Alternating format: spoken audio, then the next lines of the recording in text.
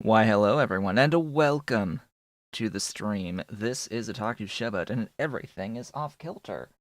Of course, everything is off kilter. We've got the piano off the side. It's not on at all right now, so we won't have the cats playing the piano today, unfortunately. Oh boy, hello, welcome to the wonderful Sea Block stream, Tuesday stream today. First stream since last Friday because I hadn't quite been feeling too well. My stomach has been not kind to me for the past several days. It's just been churning and uncomfortable and acidic in the stomach, just this feeling of being very acidic. It's not been pleasant. Not 100% today, but still better than it had been over the weekend, especially Saturday. Saturday was just awful for me. Sunday morning was also not that great, but I started feeling a little bit better by the afternoon, which was ideal because we did go out to eat for Mother's Day. Yeah, and we went to a restaurant called Pirates Cove over in Chesapeake, Virginia, and had seafood dinners while we were out there, and it was nice. It was a very nice Mother's Day for all involved. But of course, yesterday I still wasn't feeling 100%, not even 95, 90% that I feel today. Or maybe I should say closer to 85% is how I'm really feeling today. But I just want to get back, stream, play some more Sea Block. Now there's a lot to talk about here. as we go into the beginning of today's stream, there's a few updates that I have. In particular, normally we would stream this game, Sea Block Factorio, for 3 days in a row.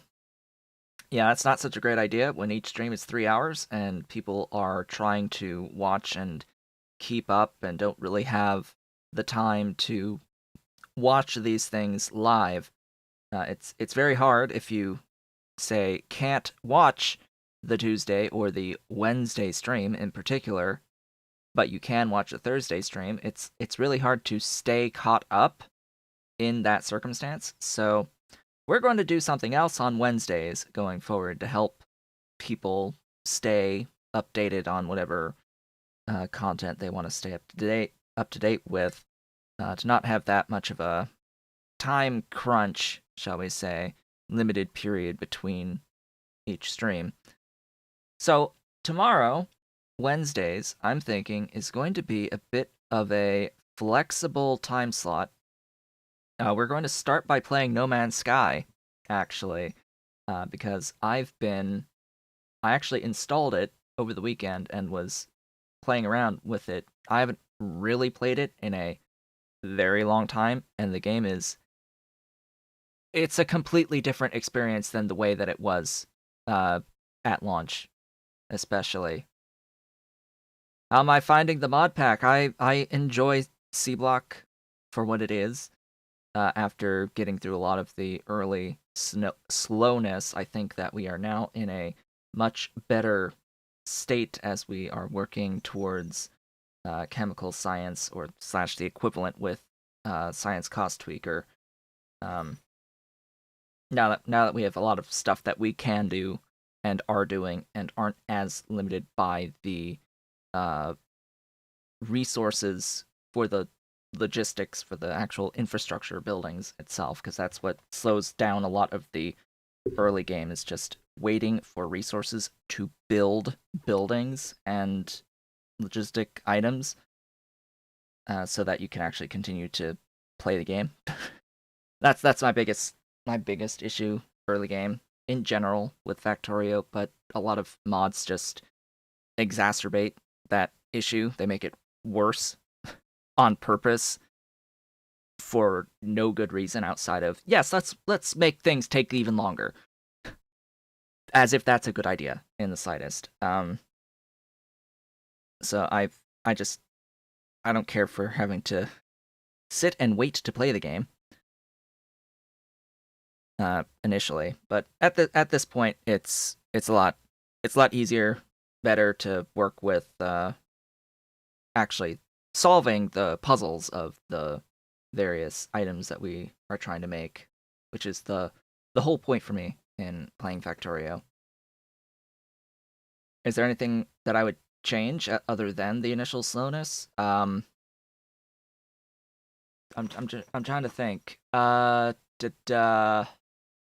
there's a lot of screw you stuff that's part of Angels / part of C Block in general, like that we'll have to contend with right now and later, regarding multiple output stuff that you can't deal with elegantly currently.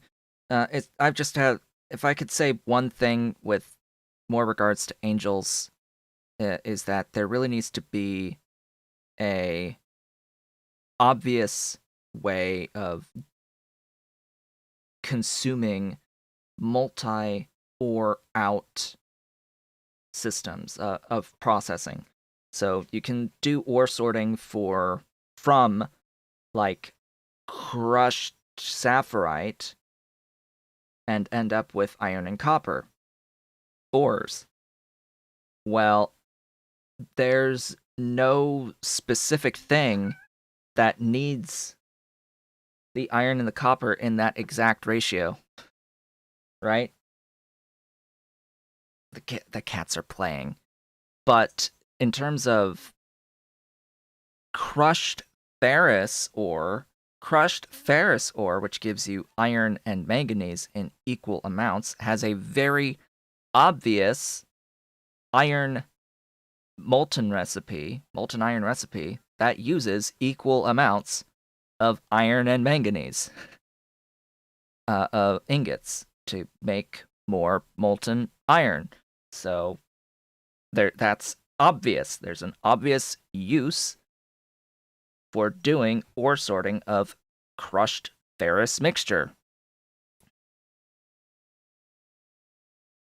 So there needs to be more things, more systems that are like that. Tinned copper wire pairs well with cupric. I'll have to look at cupric, but yeah. So updates. Main thing is that tomorrow we're not going to be playing Factorio Sea Block to allow people the time to catch up between streams, between the Tuesday Thursday streams going forward. It's a little bit less time each week, 3 hours less stream time of this specific game, but it will give people better opportunities to stay up to date and caught up with it. We will be playing No Man's Sky tomorrow, and basically the way that the Wednesday time slot is going to work is that I'm thinking I'll have polls each week on the YouTube community section, asking, do we want to continue playing the game we played the previous week, or do we want to play something new? And I might have a few games listed as stuff to vote on, or would you rather we continue or change? And we'll just do what people want for that Wednesday time slot, and it'll be very fluid in that time slot going forward. In particular, I'll remind people that Subnautica Below Zero releases on Friday. It comes out of early access this Friday, so that may be an option for next week, as an example. And we also have the beta coming this month at some point, we don't know yet, of Let's Build a Zoo! A new game coming out eventually, and you sign up for the beta, and I think the intent is that anyone who signs up for the beta will get access to the game to test out and have a look at and play around with.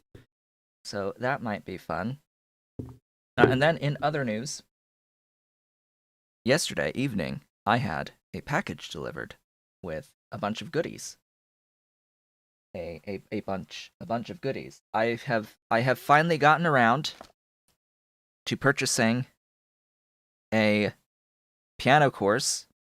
This is level 1 of 3 of Alfred's adult all-in-one course book for piano. So now I'll actually have a book, something tangible I can muck about with, and actually learn how to play this piano the right way.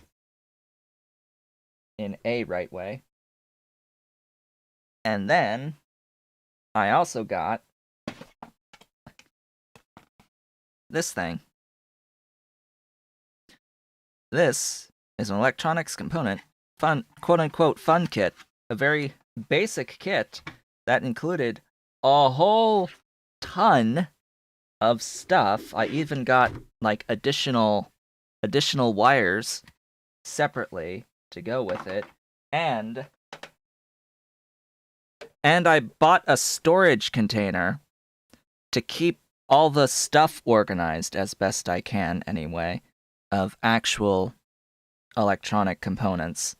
Just a little 16 slot storage container with a whole bunch of stuff. And the main thing with this kit is that it comes with only one breadboard.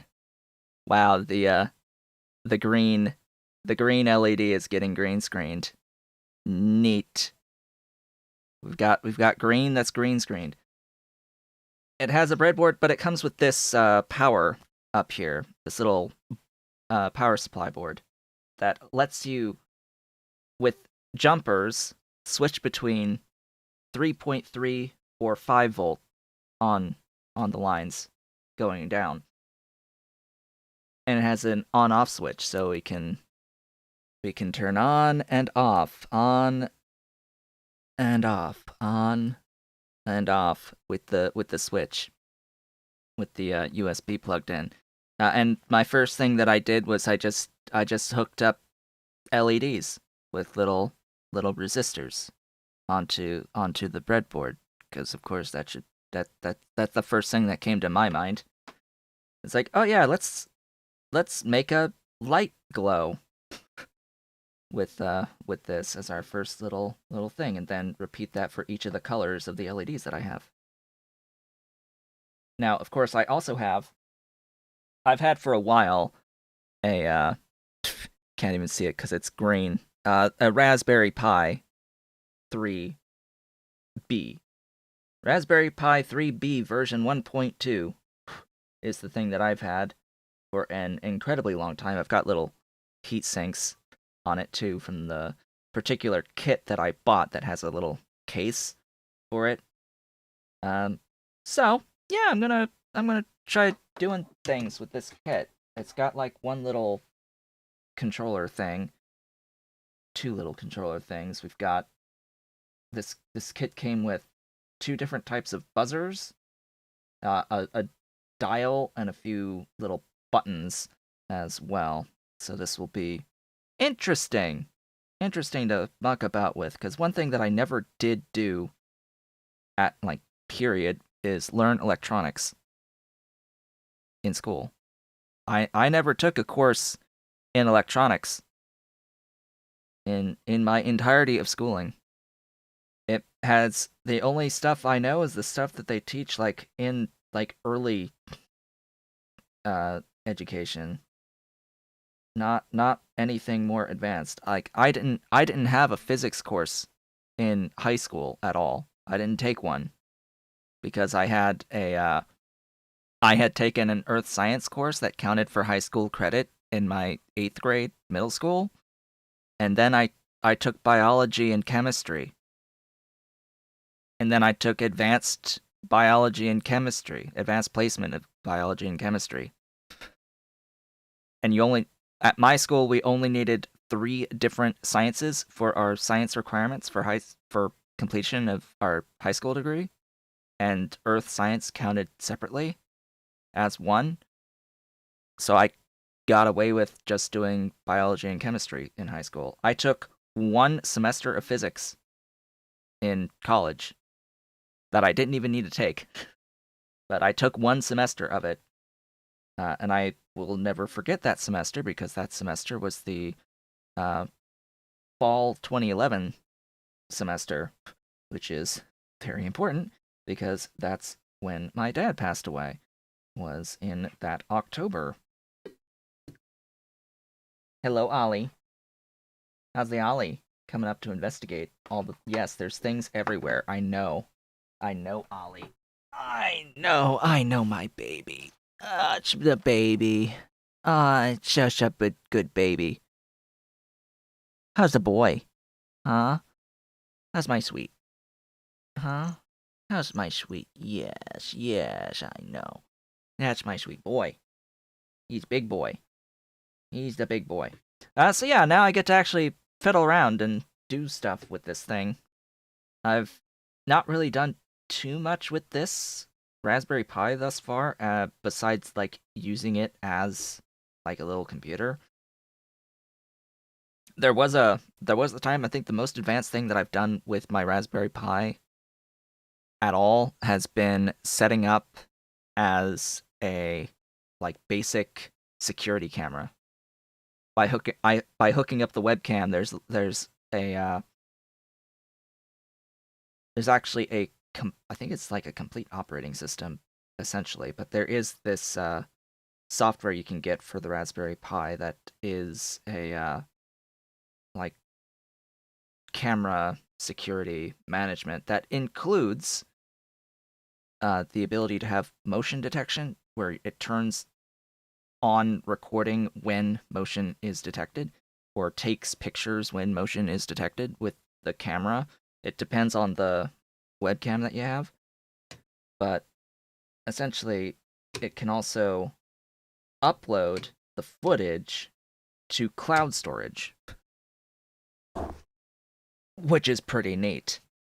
And nice. You can set up your own little security system with that, with just a webcam.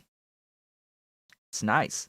I used that when I was living in Kansas and set it up before I would go home for holidays, just to make sure that all of the thousands of dollars of electronics that were in my room were okay while I was gone for several weeks. You know, that's the most advanced thing I've done with it, and it doesn't involve coding whatsoever. So I should probably learn these things. I would like to learn these things, is what I should really say.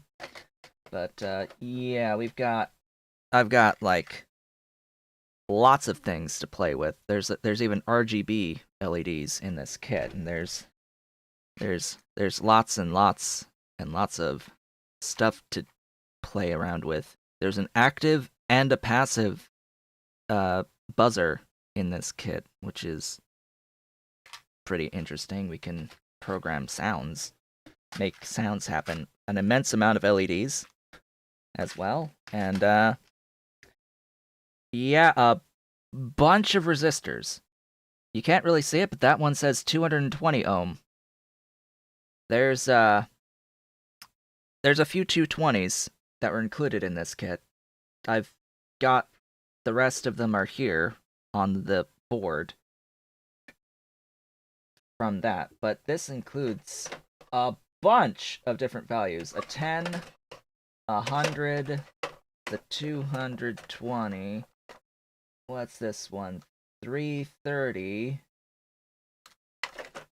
And then there's a whole packet that I haven't even opened yet that has a 1K, 2K, 5.1K, 10K, 100K, and 1M ohm resistors.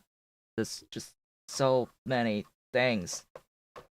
So many things in this kit. It's insane. And absolutely zero documentation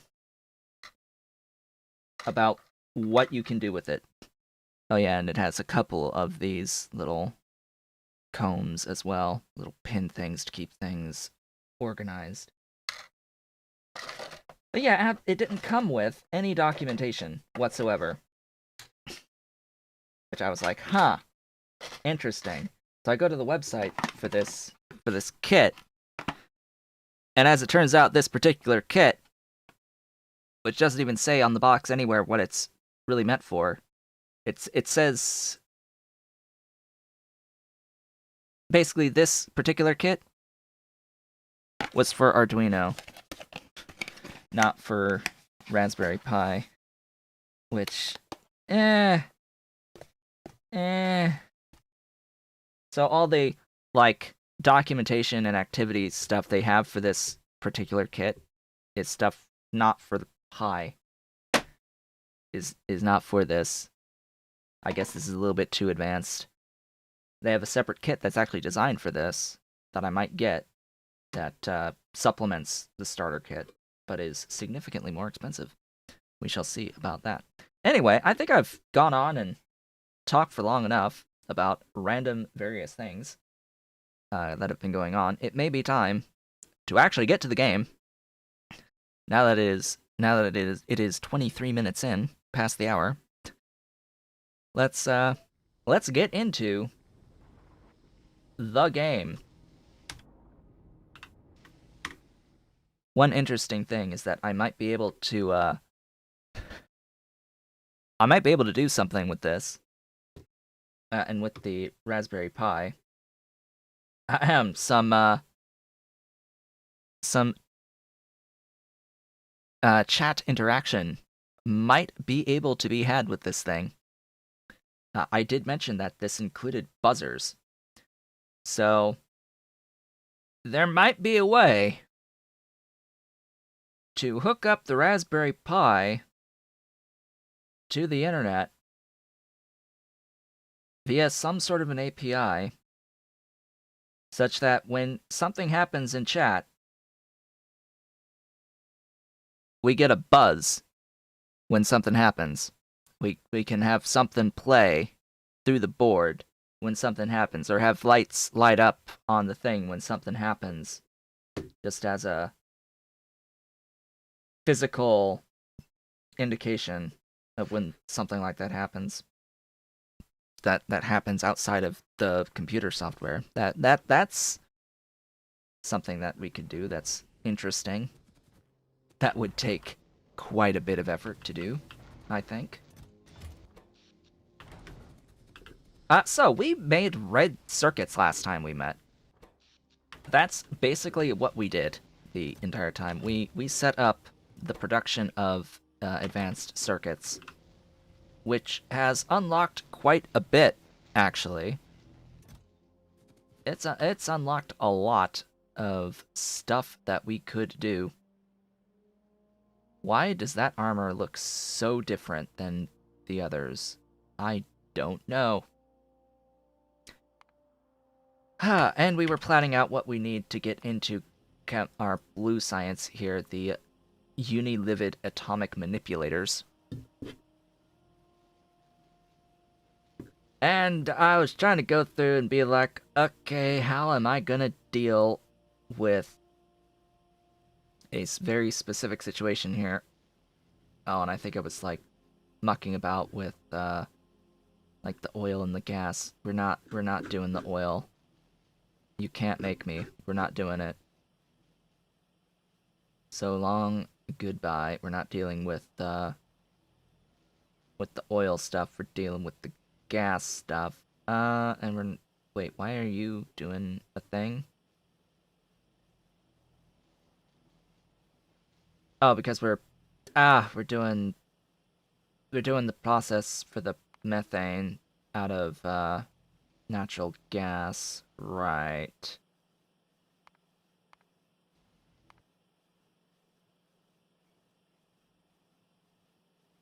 Right.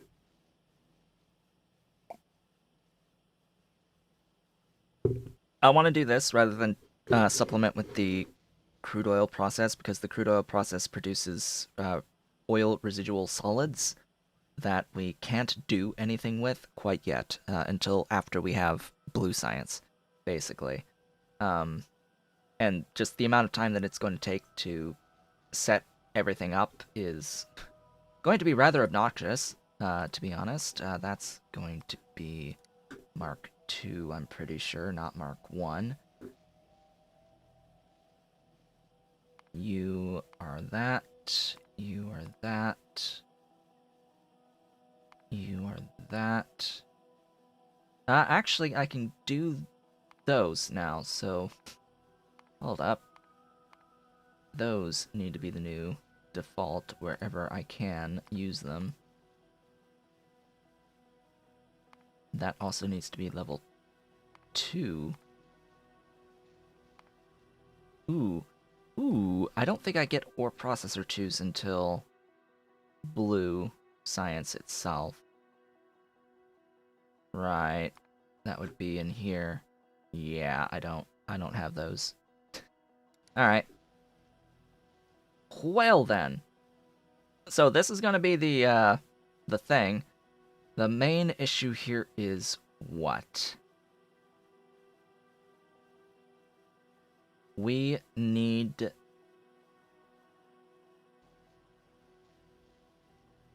Huh?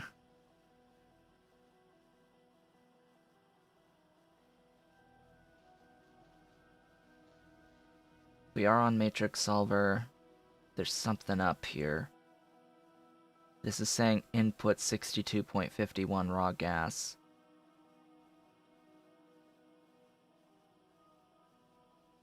When that's here as an output from the oil, from this, from this, from this, with CO2. I haven't broken down, have I?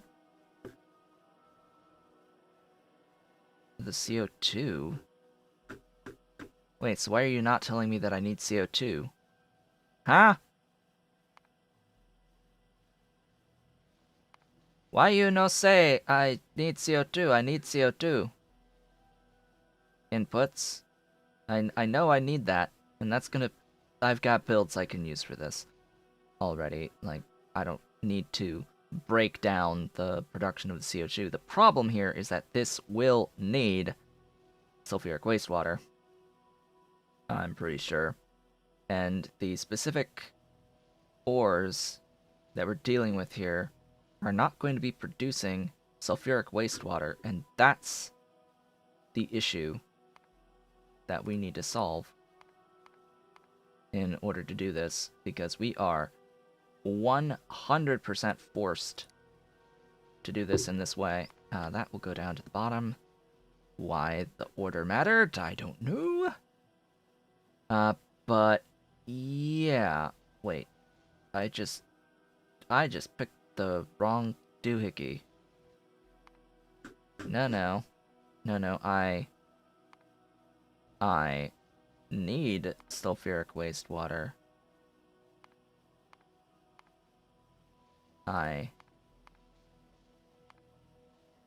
Huh?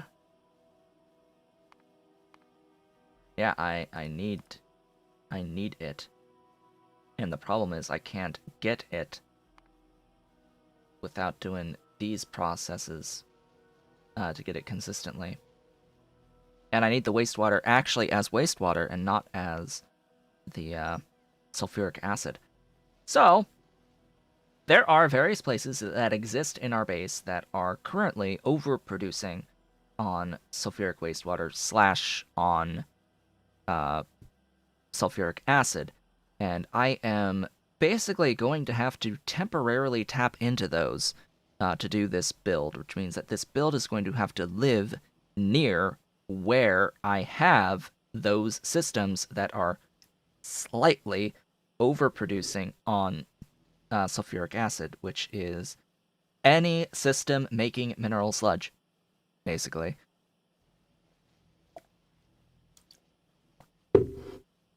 Every mineral sludge production is slightly overproducing on the sulfuric acid / sulfuric wastewater compared to the amount of stuff that it makes. Which means that if I didn't care about how much power that it uses,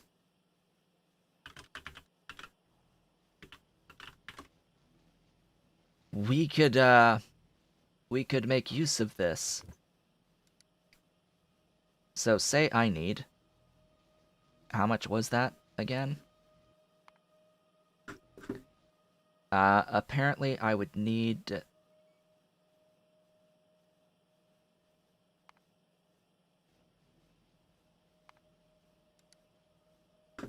What? I would need 197.7 additional sulfuric wastewater after the waste loopbacks up here, after processing the blue cellulose fiber into CO2, oil, and wastewater, as well as then processing the oil into gas. Yeah, that's exactly how that works. And then we have to process the gas into gas. Oh, there's acid gas we can't do anything with quite yet. And then the liquids into methane, which is what we need in here. Methane. Just 25 of it. Oh, gosh. Oh, gosh. That's a lot of stuff. So, we would need to basically make 250 mineral sludge to get the sulfuric wastewater out. But that's not the whole story. We need to net 197.7 out. Excuse me. Right, wrong thing.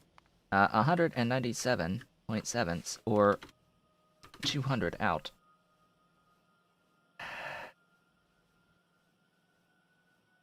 If I go over to here, which is currently set to 100 out on this guy, it's set to 2 sulfuric acid. Well, let's say I don't really care about any mineral sludge whatsoever, but I would rather have 200 sulfuric wastewater.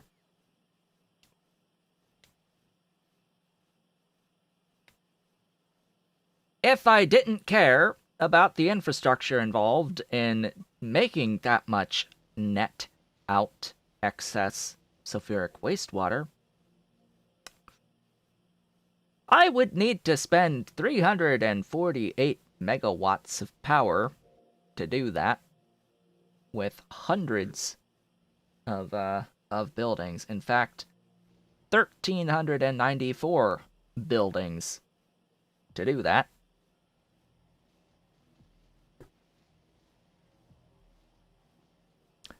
That's a little bit of stuff there. Ah. So, clearly, we can't do this at scale. Not this way. Therein lies the problem, is it just nets out so little that it's really not worthwhile in the grand scheme, but it's our only option. For the moment, anyway. Now, there are other processes, aka flotation processes, that are a lot higher output of the sulfuric wastewater. There's a little bit of a loop back because you need sulfuric acid to process the geodes that end up as a byproduct of that chunk production. However, it does make a lot of sulfuric acid, which is why it's very unfortunate that the process of making chemical science doesn't involve any flotation that results in sulfuric wastewater. It's very unfortunate, because it's using aluminium, and the aluminium flotation does not use, or does not make, sulfuric wastewater. It makes nitric and fluoric. Highly, highly unfortunate stuff. So, we need to find something that is made through flotation that can ideally be voided. And I have a suspicion that that answer is fluorite.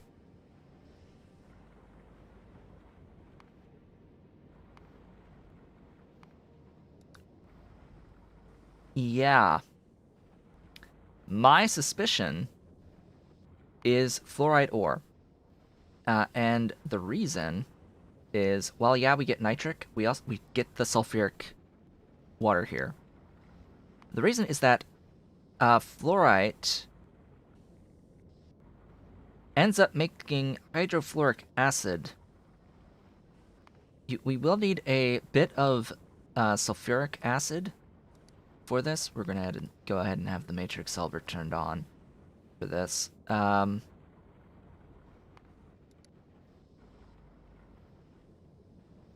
Wait, what? Huh? Nah? Nah, what did I... What button did I... Oh, right. Huh? I guess that's the only way that you're using this, and you're making lime? Okay, maybe not then, because we can't deal with the lime quite yet.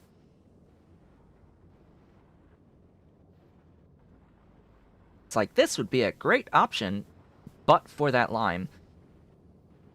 And that calcium sulfate. Why does it have to produce lime? Why do you have to produce lime? I don't know. I don't know why you have to produce lime. But if I want 200 of this stuff, net, I'm going to need to... Wait, now why aren't you using this? You're on matrix solver, buddy. Hello? Oh, because I'm not processing this into sulfur.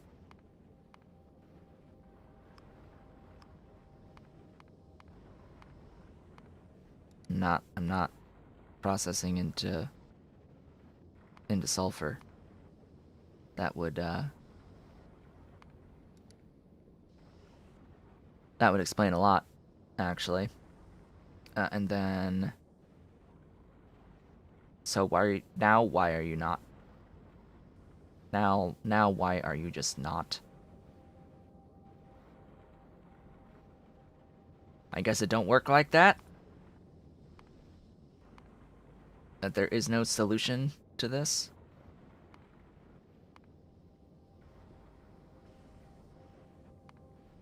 That is unfortunate.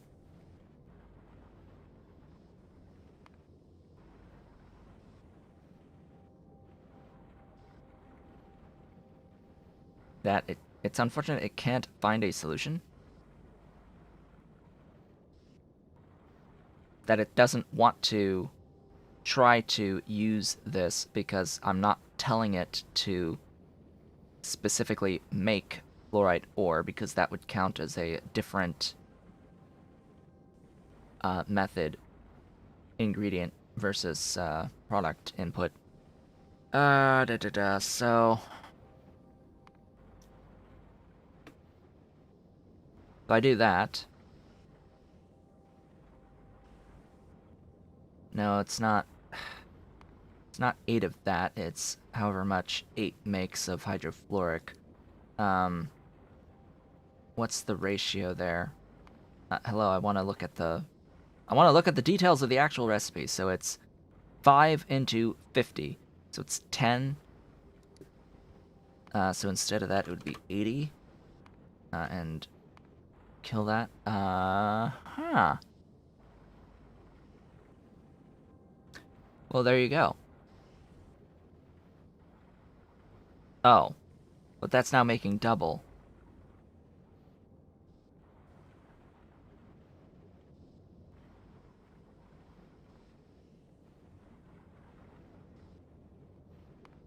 So you're saying that's perfect.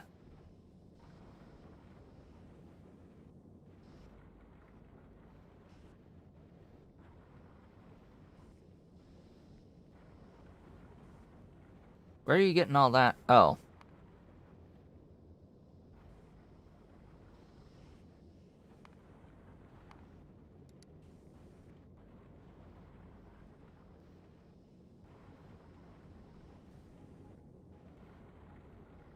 Yeah, that's actually perfect system. A perfect system to process the fluorite. That's unfortunate. What you get back here produces a little bit of sulfur dioxide that can then come back into sulfuric acid, but then why doesn't it want to use that?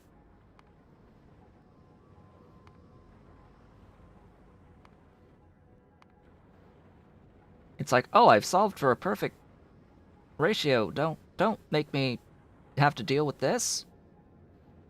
It does not want me to deal with that. Okay, so we're going to do that in a new block,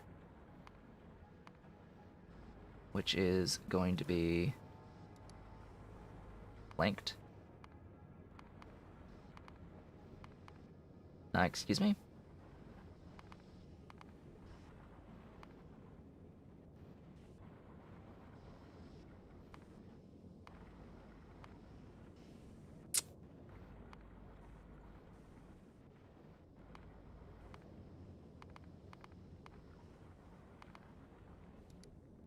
I broke it.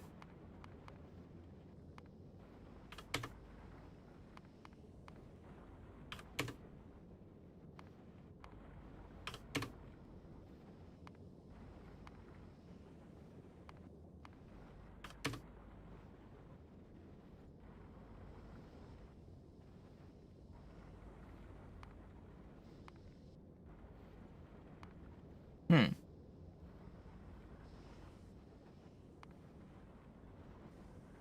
Wait, I moved the wrong thing, didn't I? Yes, I did.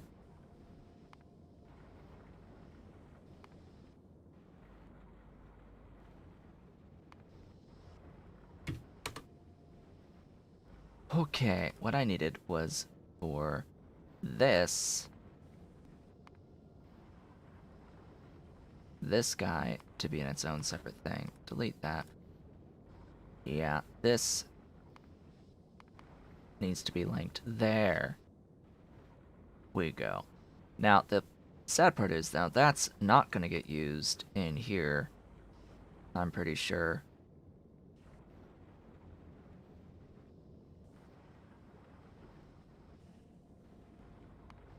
Yeah, so now it's saying that it's got that much out.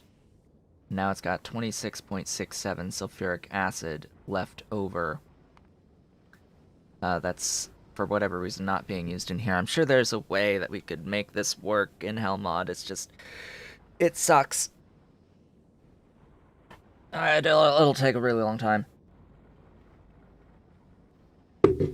I think it's good to know, but I think that that's not going to be ultimately the thing that we do here. So what are our other options? We do have silicon production that's making a bunch of stuff.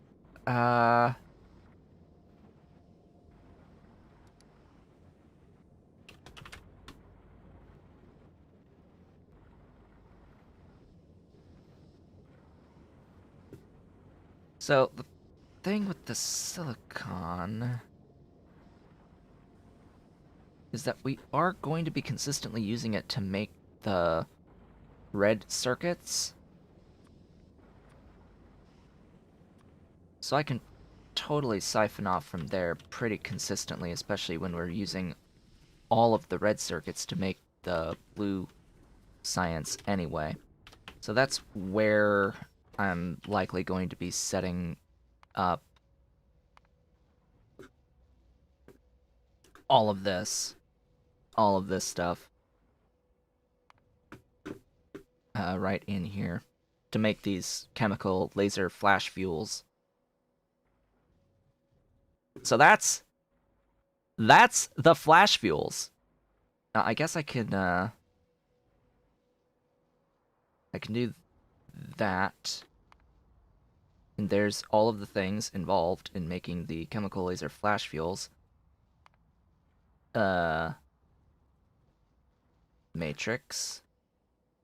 There you go. Yes, glorious. Beautiful stuffs. Why it's, telling me that I need 62.5 raw gas rather than,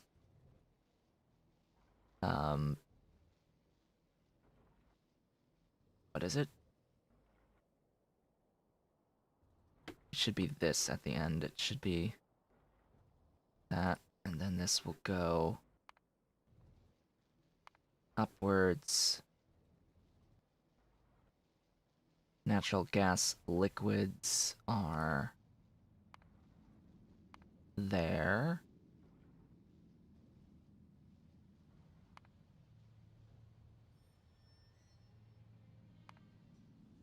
Raw gas, liquids, stuffs there. Steam, right. Steam as well. That's just going to be out of power.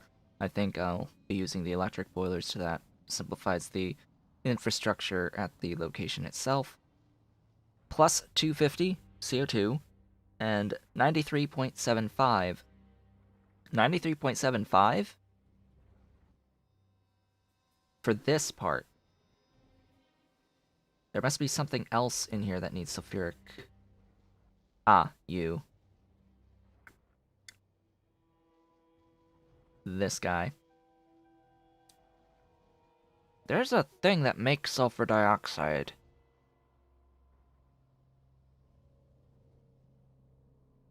I don't remember. There was a thing. Was it lead? It was lead. Apparently, and zinc will make it. Huh. Yeah, lead results in sulfur dioxide. But I can't deal with that. This would be so much easier if I could void molten metals. I wanna make this clear, very clear, that a lot of the difficulty here is the inability to void molten metals.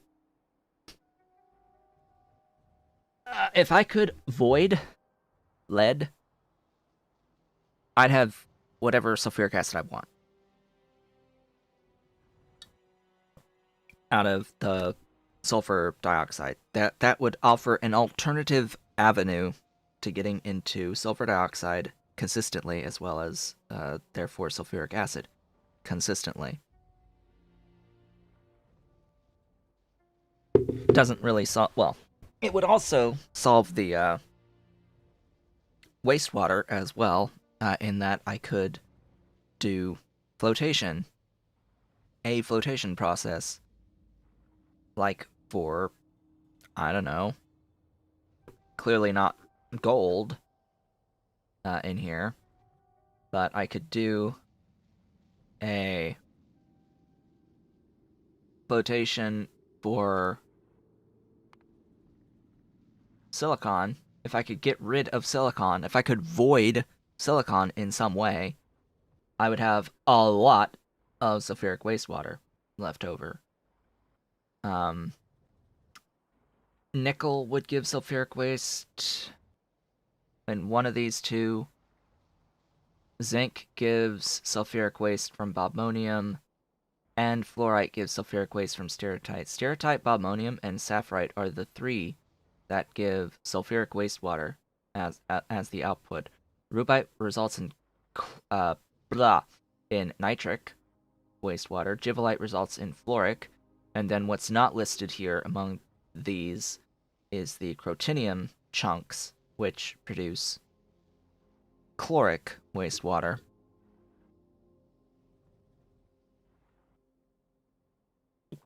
That's one of those things about Angels, is that it doesn't actually use crotinium chunks for the individual ore sorting of any of the ore types that use chunks. It's a little weird, but then you get two in the hybrid catalyst phases that use crotinium crystals. Little weird, especially when rubite is in 3 out of the 6, or 5 actually. 3 out of the 5 use rubite and steatite.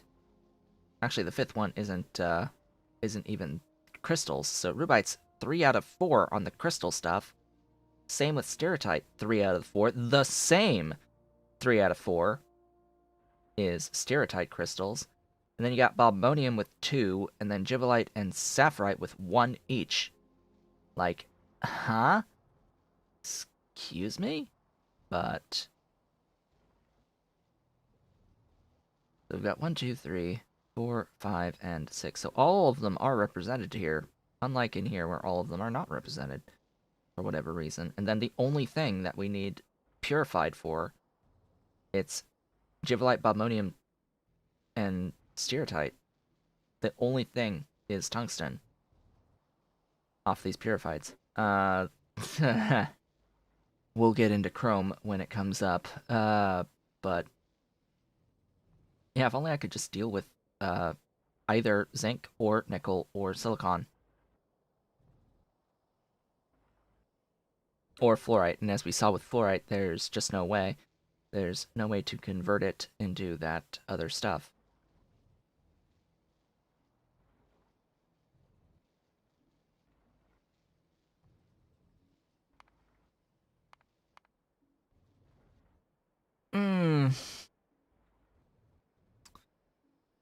That's a way to deal with nickel and tungsten. Because I was just thinking that any catalyst would be good for voiding the stuffs.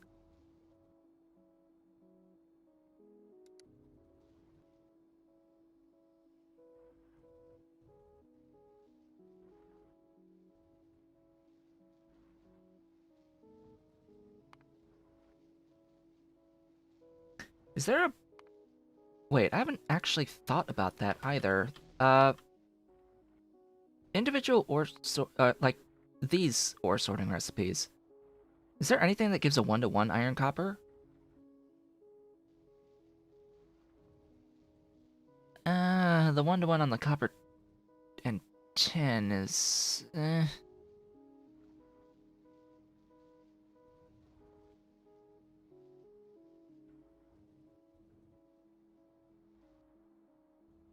mean, I guess you could force it off of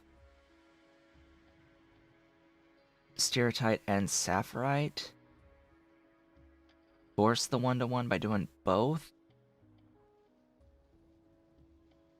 But that would be a way to do the red metal catalysts, is what I'm thinking. You could do crushed sorting on sapphirite and stereotype and save the effort of making the catalysts. But would it be worth it? Or would it save mineral sludge? In the grand scheme. It might. I have to do that research.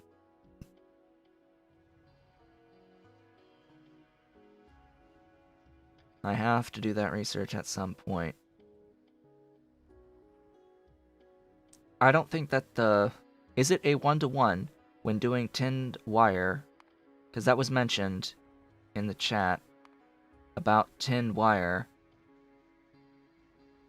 It's 1-to-1 molten. Huh. It is 1-to-1 molten to do the wire coils. That's... okay. Okay. The only issue there with the molten is that we've got... Actually, I don't think there is an issue because there's only one tin and copper molten recipe. Yeah. Yeah. Yeah, that's it. That's it. So there's the obvious thing to do with the Kubrick recipe. I should do this. I should do that to make the tinned wire coils. Instead of what I did do, which was have a copper next to the tin, where I've got a individual sorting of tin and copper going on next to each other to make these wire coils. What I didn't notice was that, hey, the copper and the tin are a 1-to-1 ratio at molten into those things, and you get them at the 1-to-1 ratio as the ores when you sort cupric mixture. So the thing to check would be in Sea Block specifically, is it less mineral sludge to do the cupric? So if I do tinned wire coils in the end and break down this guy off the processed tin process, do the cupric mix processing for that, also break down the copper here using the same processed stuffs. If we look at needing that and that and that, these three out of that, out of that, and out of that, we'll need to compare this. So if I type 5, if I type like 5 here, right, we see that this is going to need 166.7 to get 5 coils. Now, if I copy this and paste it over here, and then replace this cupric mix part, deleting basically all of these other things for the moment because they're going to be in the way. With the individual sorting for tin and copper, what we see is we still need 3 crushed components here, so what we end up with is identical. Huh. Oh, and then it needs the catalysts on top of it. So you save the entirety of the mineral sludge cost on catalysts by doing the cupric mixture processing.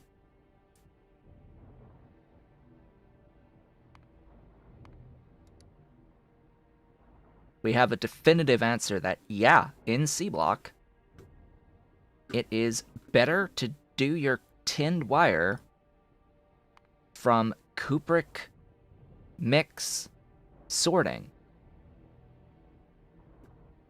And that's also 5.2 megawatts versus the same, but we're using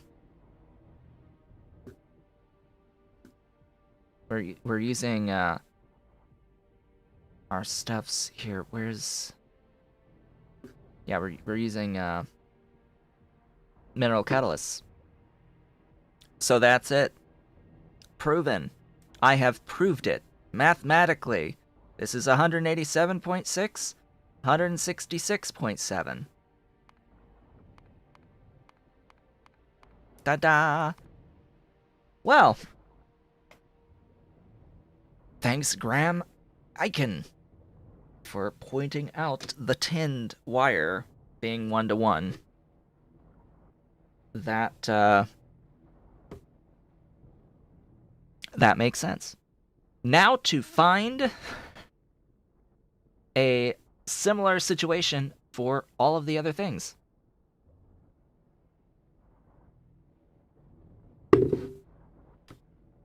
Because that's actually useful to know that we could do that out of cupric. We have a use for cupric. Oh my god, I can't believe it. There is actually a use for cupric. How many people have actually realized that there's a use for cupric? My goodness. Just like that there's a use for the ferric mix as well. Well, we are continuing, and I think I actually want to get to building something. So I want to build this right here.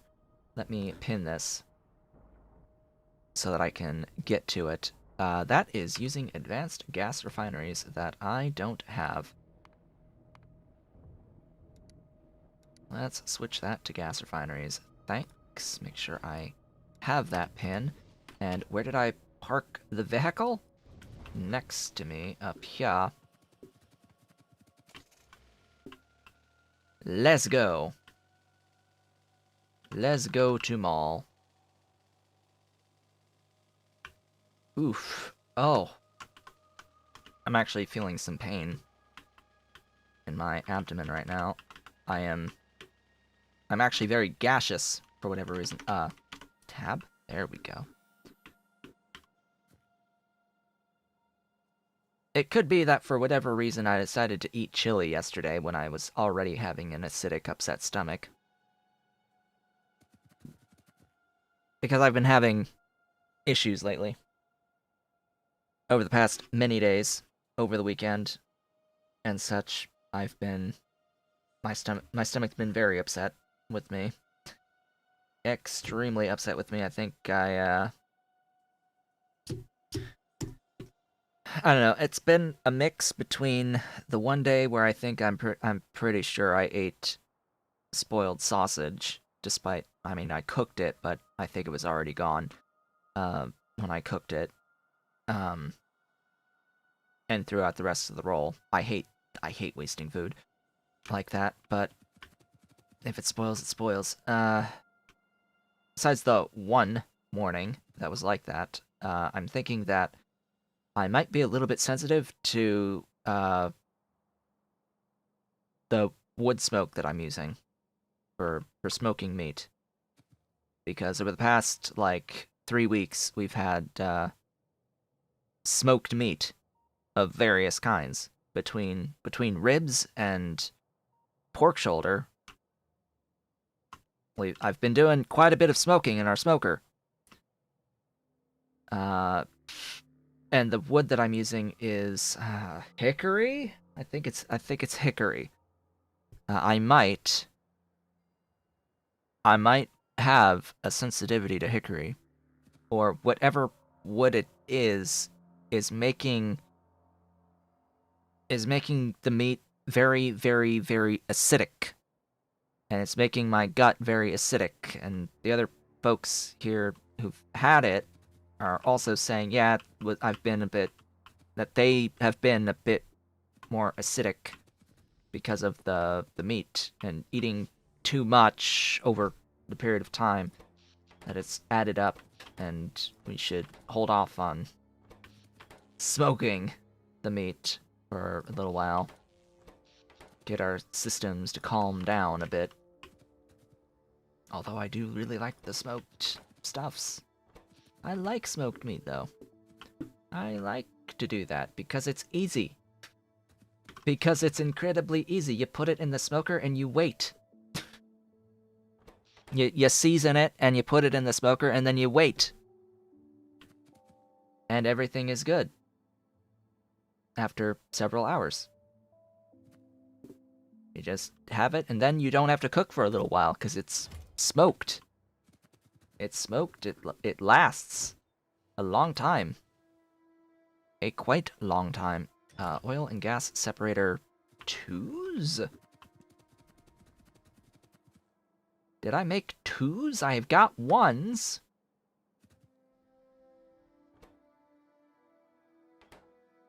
I've got 1s. Can I make 2s? Let's see. I do have the recipe. I don't have the bricks at this point. And I don't have brass either. I've got the circuits, and I don't have aluminium either as its own thing. So no, I can't use those quite yet. Let me switch that back to the level 1s there.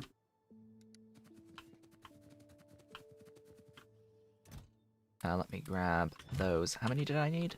Hold up. Pin, why did I close you? Over 20. Alright, let me grab the stack of doohickeys.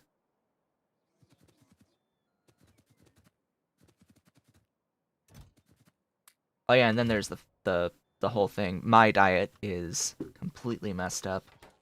I have personally been eating a lot of stuff I don't usually eat, which also causes digestion issues for a while. It messes up the gut microbiome. I've been screwing with my gut stuffs by eating things that I don't usually eat. In particular, carbohydrates. Lots more than usual.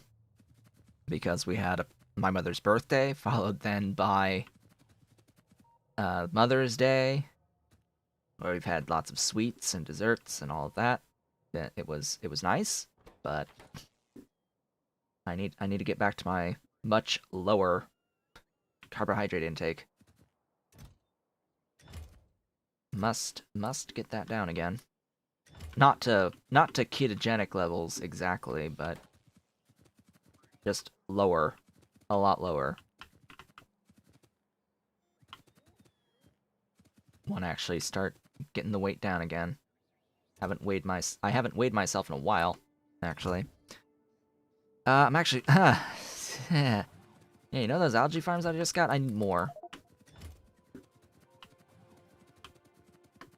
Yeah, we need we need a few more because I need to get a general idea on how much green algae we're going to need here, and that's going to be out of that.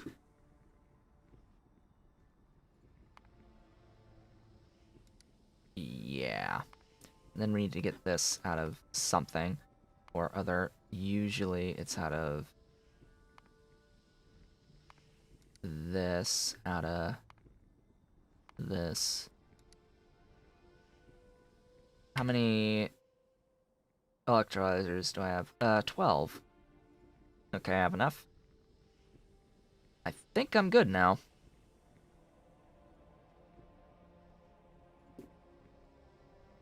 Outside of that 93.75, and the steel for the thingies, I think I'm good. Unfortunately, this is going to be where the sulfuric acid, or sulfuric wastewater is coming from. Meaning that I'm going to have to build this here, in either of these locations. So clearly, I need some land. Where did I park? Way over there. All right, let me get my car.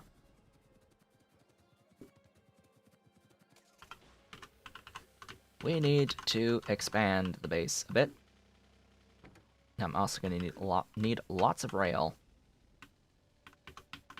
Lots of wonderful, glorious rail.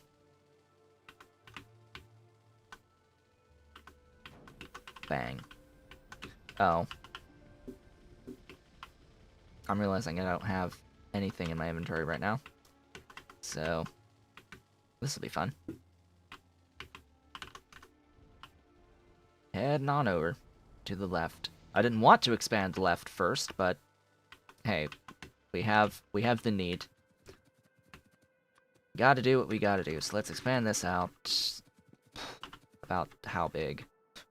About yay big. And then just walk. La di di di da. Where am I? Here. All the way out this way.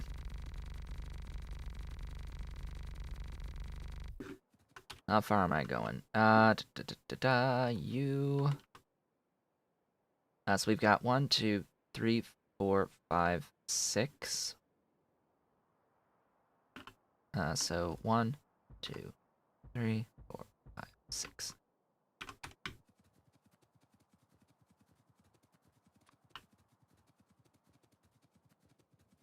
And essentially, the amount of space between is the amount of space of one full thingy.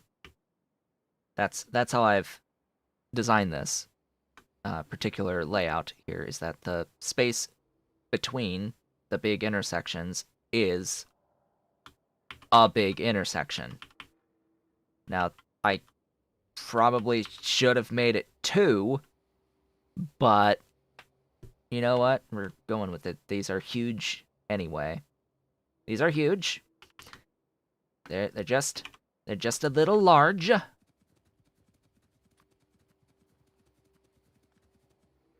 And then we'll go up from here-ish. La da dee dee da. Onwards and upwards. And then off to the side. Get me aligned. Whoops.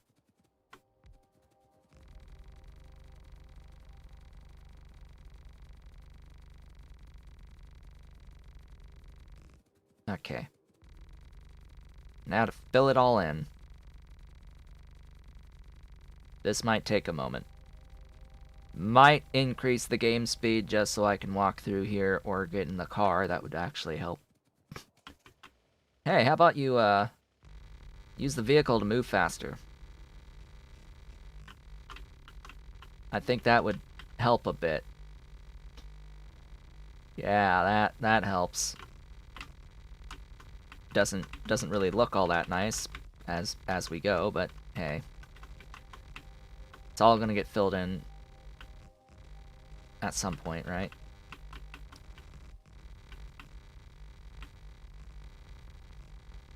Now, if you hadn't noticed, the amount of time that it's been taken, we've been at this for an hour and 15 minutes for the stream, anyway. We're not going to have blue science today. We are definitely not going to have blue science today. In fact, we're probably not going to have that blue science for a while. So, we're going to be doing everything we need to do to get into blue science. That's a certainty. We will do everything we need to do to get there. And we will get there. And we will complete this. Famous last words. We will complete this. At some point. But, yeah, just know that it will be a good long while before we do. I need to extend that out further. I'm down to 19K. I had 100 grand.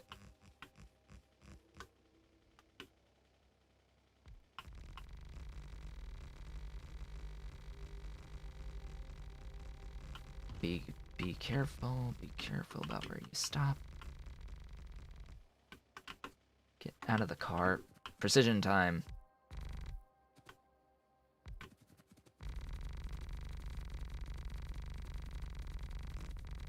Down we go.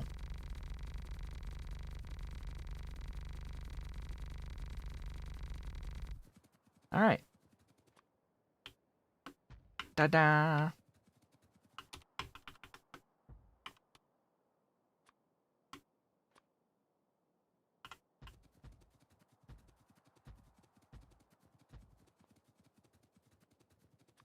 And then over here, we've got 1, 2, 3, 4, 5, 6.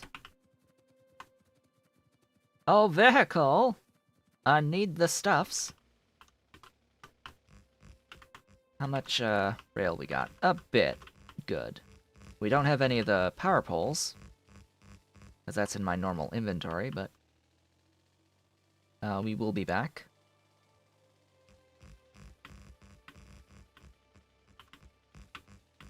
I might run out of signals. Or not. I've apparently got a lot of signals. I ran out of nanobot ammo. Okay. You know, I'd rather be out of that. Let's head on back to the mall. Boom. Ouchies.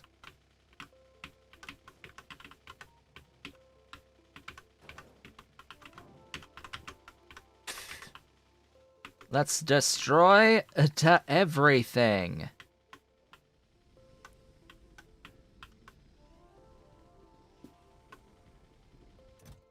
You there. Take that. You there. Mine. Take that. Now I've got my nanobot ammo back. I gotta fix a few things here.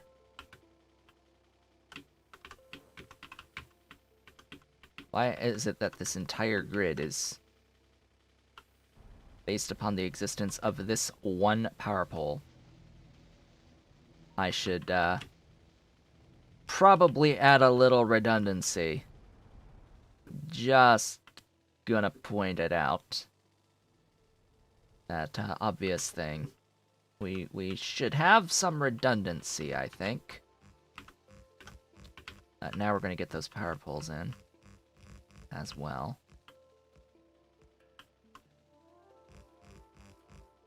Ta-da! New grid. Now I haven't extended enough to fully make these complete intersections. But I think we're fine as we are.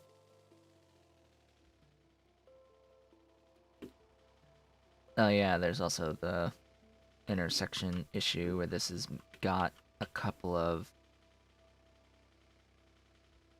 superfluous signals, right? Ooh, I need to... I can actually... Wait, why are you here? Uh... Huh? Okay. So in this blueprint... I've been needing to do this for a while, but there's... a couple of bad misplaced signals here. And it should be fairly obvious. That's one of them, right there. I'm pretty sure. Because that's left only. This signal should not be here. And then on this side,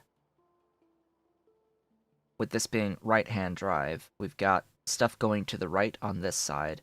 We've got stuff coming up on this side, so the train that's trying to make a right-hand turn would turn that way, right? It would turn in this direction here.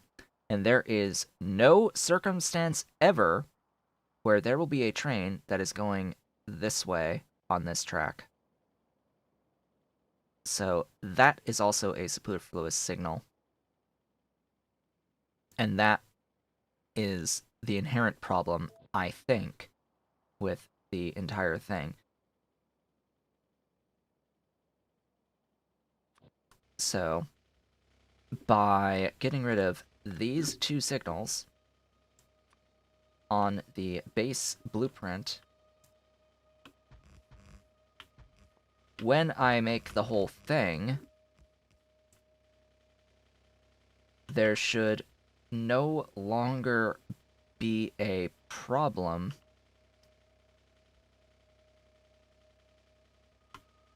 I hope.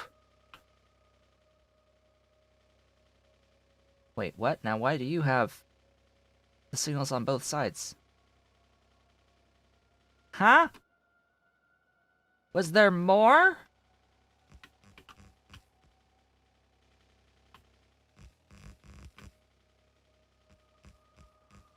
Or did I just not save it?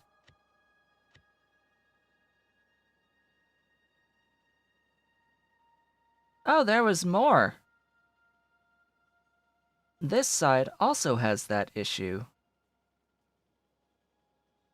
Yeah, you're only gonna get from here. Like, there's no going up this way. That doesn't need to be there. That shouldn't be there. So, undo all that. Yeah, it's gonna... It puts it into my inventory when I delete. And I don't really have the inventory. Here, take stuff. Give me all the stuff that's on the ground. This is a big... Yeah, it's a pretty big waste of nanobots. For all that, but, you know, it will help in the long term, knowing that the trains are able to go straight down these intersections. And that's the whole idea. However, I need to take a break, a little bit of an extended break, because, you know, I've been having some stomach-related issues, and I need to use the bathroom. I will be back in several minutes, shall we say. I shall return.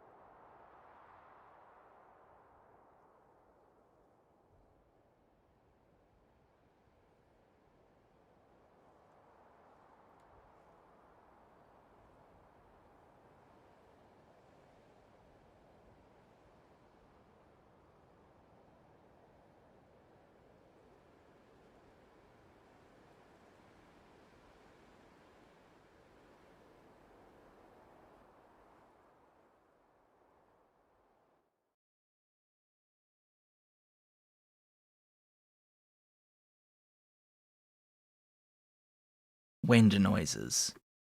Whoosh. Hello. I have returned.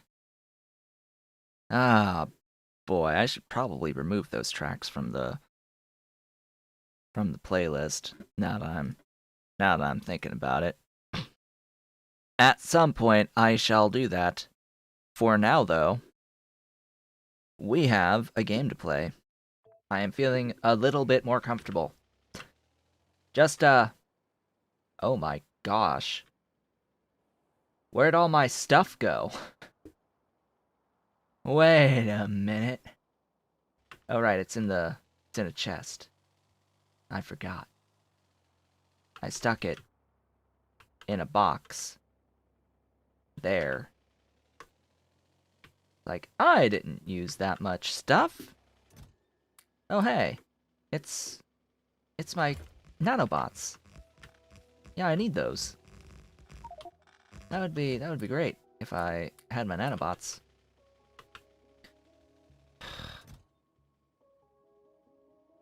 Put away that stuff so that I can pick up everything on the ground.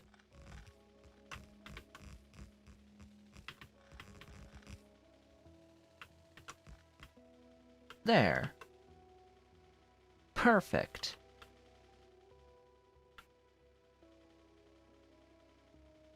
Now I just need to fix pretty much every single other intersection in the entire base. I have a few.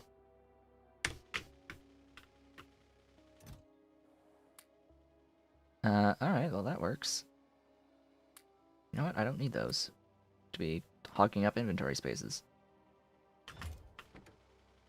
Enjoy those. Oh, that was all of my rail. From the car. Just doing that. Yeah, this is why I didn't want to put in those full-sized intersections. It's because it uses so much rail. But anyway, I am going to need a train station. I will go ahead and stick it there. Puffer Nest is in the way. How dare you, Puffer Nest? Go away.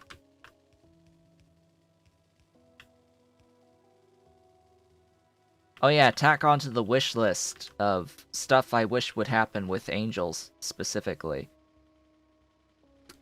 This is very obviously a blazing puffer nest. Why does the blazing puffer nest give me a gaseous puffer egg?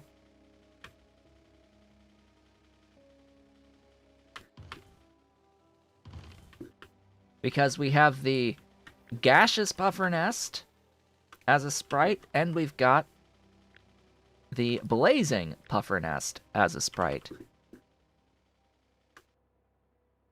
Where's the other two types of nests, and why do I not get the respective puffer out of the nest that it looks like? Huh? That is an incomplete feature I would like to see completed at some point. Now, I'm just heading back down so I can grab additional resources that I apparently have in my trash slots.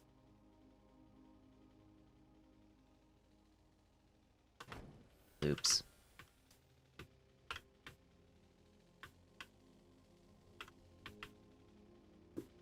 I need to get some more stuff for the car. That many should do.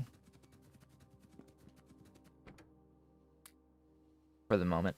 Let's see, what else can I grab? Some additional construction ammo? Sure. Why not?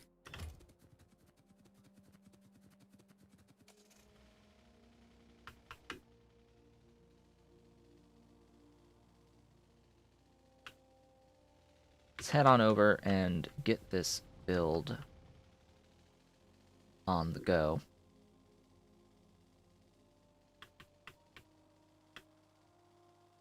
And let's try not to get hit by a train along the way.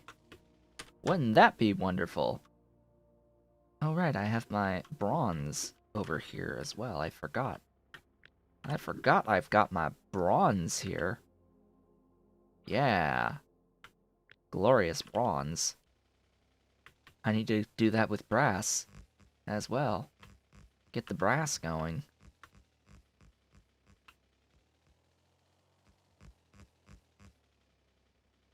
Alright, I was going to look at, you.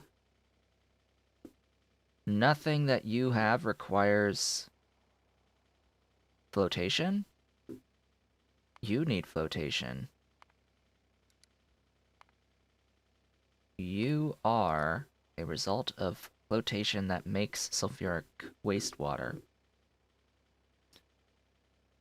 If I was okay with mill science and chemical science being tied together, I could probably get away with my requirements on the sulfuric wastewater, but you know what? Nah. Nah. Speaking of, I have nowhere near enough pipe to grounds. I should have gotten those. I really should have gotten those. Let's see. Okay. I have built this in such a way that it overflow voids the wastewater. Okay. What I want to do is shove the overflow into a tank.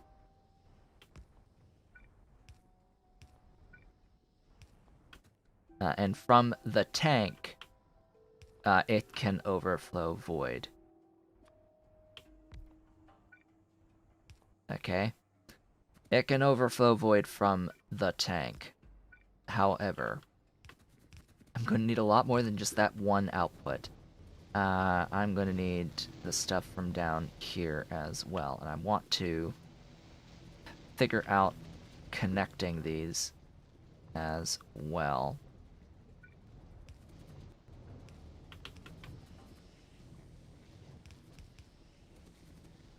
This should be down further.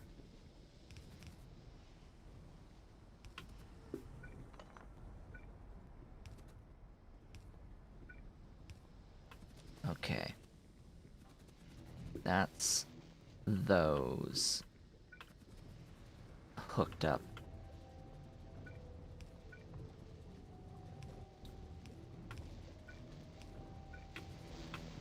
And this is where I'll run into the problem of not having enough of those thingies.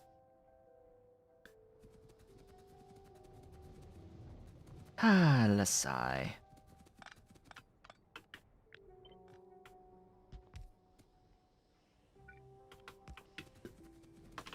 Okay.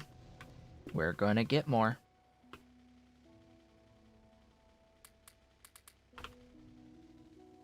Just making room for more. And yeah, that's also potential for yet more sulfuric wastewater. Consistently as well, because that's all for sludge going into the various thingies.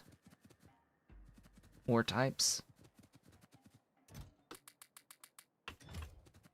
That's a few.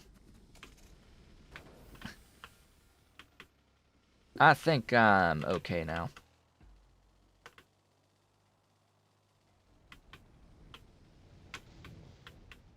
What even is... Oh.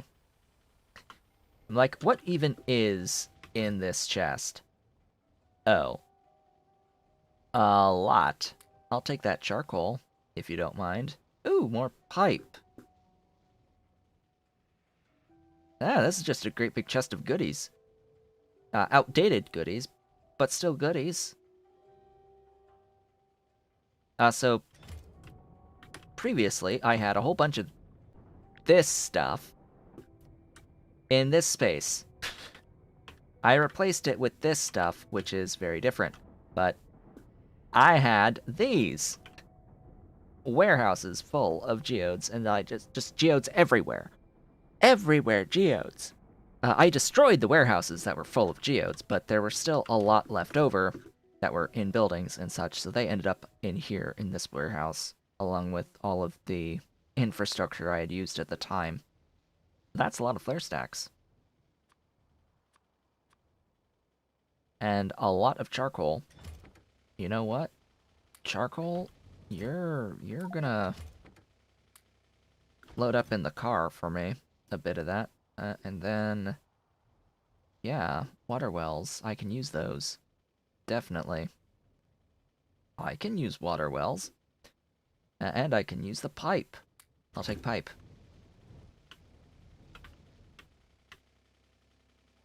Glorious, beautiful, wonderful pipe. There is nowhere near enough sludge in here. There is not enough. This is not immediately filling this train, and this train, it keeps delivering all the places it needs to deliver to, which is why I have transitioned to doing localized mineral sludge.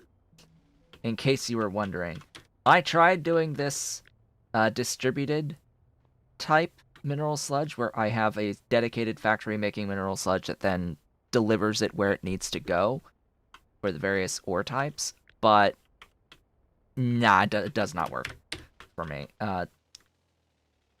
It's needed at too great of a scale, and the infrastructure is just a bit too large. I would need several of these squares dedicated to it if I was going to do it that way, and that just defeats the purpose, ultimately.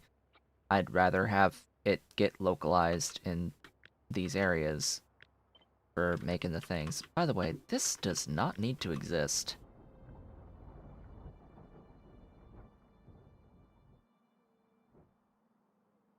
Have I broken the, No, I haven't. Why? Hold up. This should not... Hmm. Hmm. Because I got steel. I got steel delivered here. I don't need the steel here. Specifically, don't use it here. I don't need that here either. Get rid of that. It's being delivered. I'm making it elsewhere. Yeah. These can stay here for the moment. Those are fine. This, I'm not making elsewhere yet. This, I'm not making elsewhere yet. Once I start making this stuff elsewhere, slash local, I guess, on charcoal, if I need any here. I don't really even need this here, because I've got so many other things. I may as well just break that now. They're not being used in the mall, or mall stuff.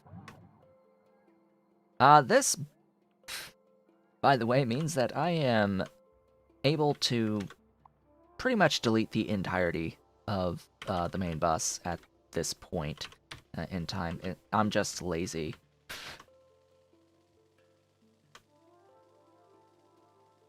I'm just too lazy to go and do it.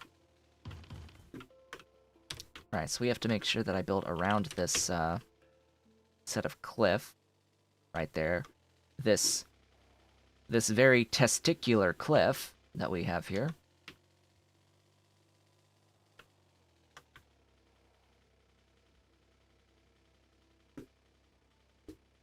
Oh boy. Okay, I need a build of at least 7 doohickeys. Let me see. That's 4.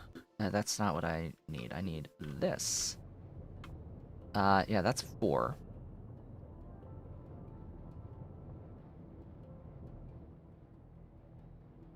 And Mark 1 electrolyzers? Really? Huh? That needs to be updated. Oh, hey, I updated it. It was down here. That's a little bit more than, 6. That's just a bit more of 6. 6 into 8? Huh?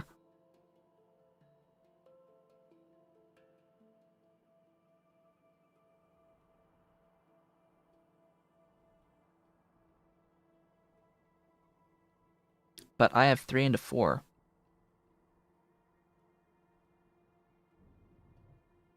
Yes, that that's totally 6 and 8. That's ahem. Ahem. Don't mind me. I'm just slightly dumb. In this specific circumstance, let me see, the plonk.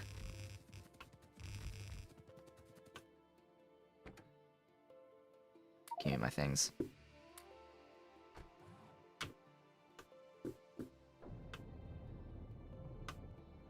And then it's, yep, how many? 5.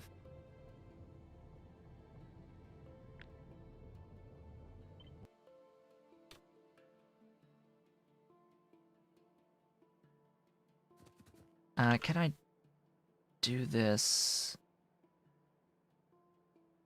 a little differently? I think I can get away with it. Wait, this is... Yeah, this is feeding back some CO2 as well, so I need to keep that in mind.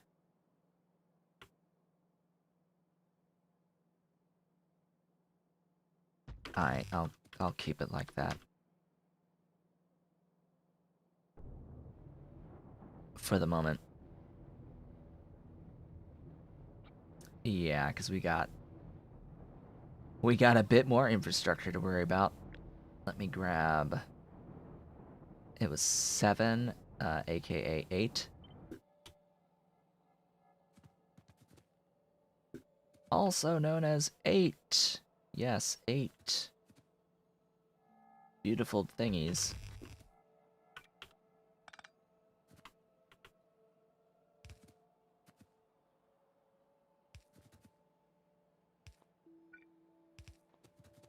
There you go.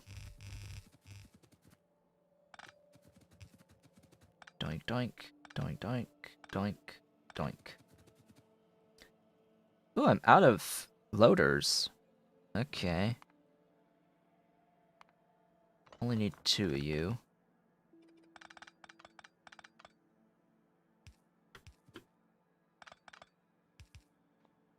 Ta-da!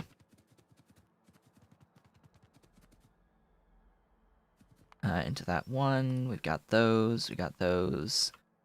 And those. Just need...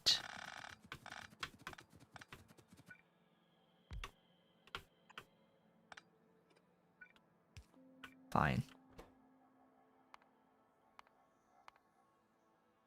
One of these.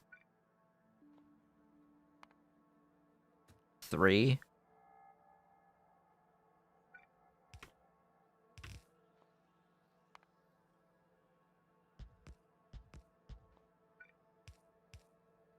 Really?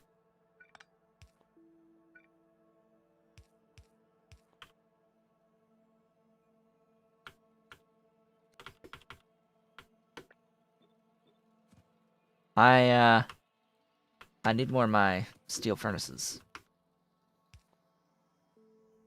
I need more steel furnaces, apparently. 6. Okay, I need more liquefiers.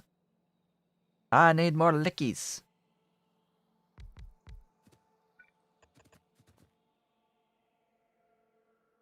More lickies are required.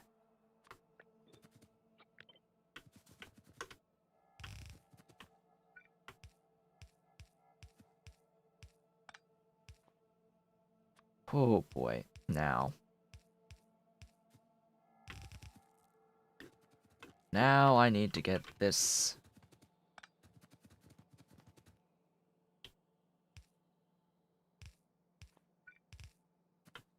all loaded up in there. And... we need prioritization. Oh boy. So this output, I need to guarantee goes in here. And this is a prime example of where we need to have overflow valves. Or underflow valves.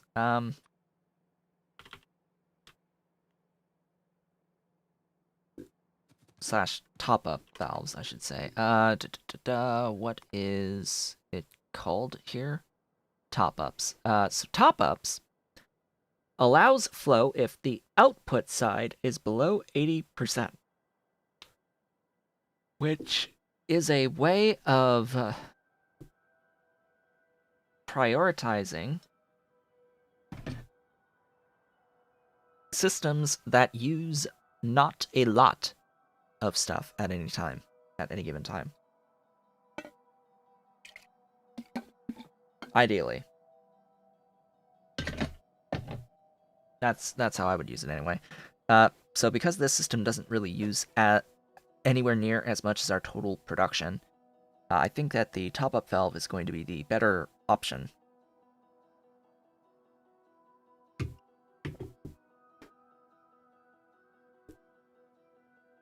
Because what's going to happen is that it's going to fill it to 80%, and then it'll keep it topped up at 80% as the stuff gets used over time,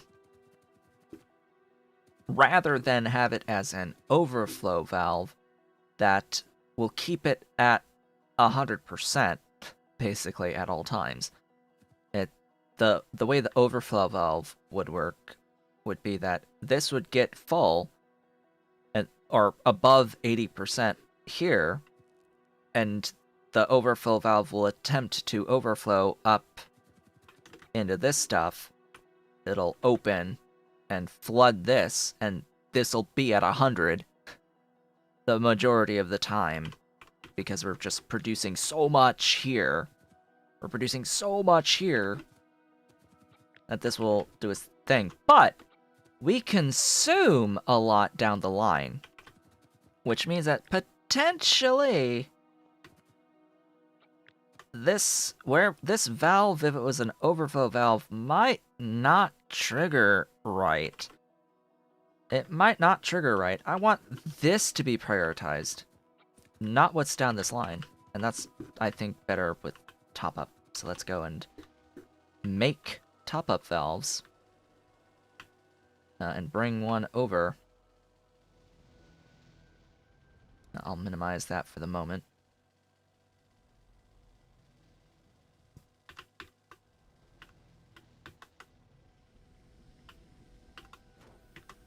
Now, it's very easy to make a top-up valve, it's just I don't have those resources on me right now. And besides, we should be automating everything. So you can be a top-up valve. Do I want to make any other valve?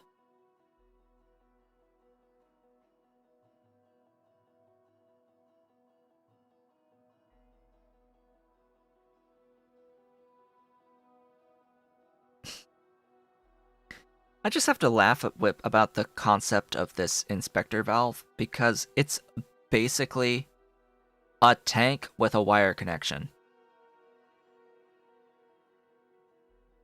I mean, essentially, it's just a tank with a wire connection, aka it's a pump with a wire connection.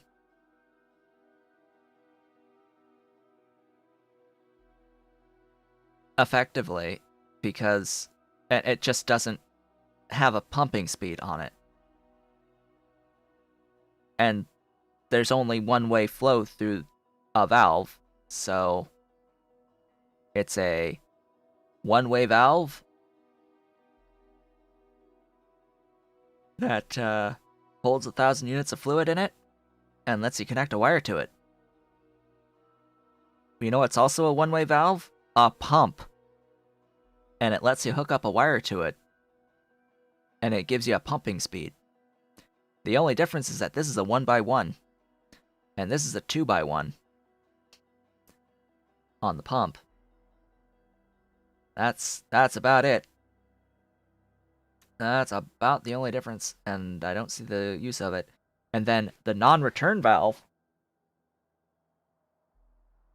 I mean, isn't the inspector valve also technically non-return, but you can just hook up a wire to it? Like, I don't get it. Why do we need a non-return valve and an inspector valve? Do they not do the same thing? Except one is just strictly better because of a wire. And if the inspector valve allows bidirectional flow, well then it's not really a valve then, it's just a tank with a wire connection. It's not a valve, right? And it shouldn't have the valve icons. And it shouldn't be named valve. Just things to think about. Things we should think about. Also, a pump would be nice. And barrels. That's one thing I haven't set up at all, is the barreling of the everything. Yeah. Let's do that. I'm not requesting plastic here. Interesting. My mall isn't requesting plastic. Huh. Let's fix that.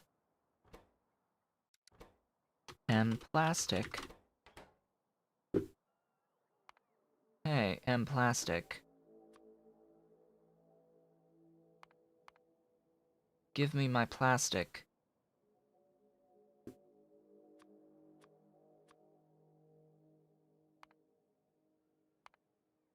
Thanks. Let there be plastic. The plastic is on its way. There's the plastic. Hi. Hello, plastic. And for those of you who are joining and haven't been watching the entirety of the series thus far and don't know about this feature with Train Supply Manager, you can edit any requester or supplier station remotely. You don't have to go to these locations to set the requester to... You don't have to click on the light to change what the requester ID is. You just, you go and you click the requester's train stops and priority assignments, and then you have this little edit from anywhere on map button, this E button. You can also ping the location on the map in case you've forgotten where it is. You can ping it. Same with, actually, you know what? These guys, why don't... Huh.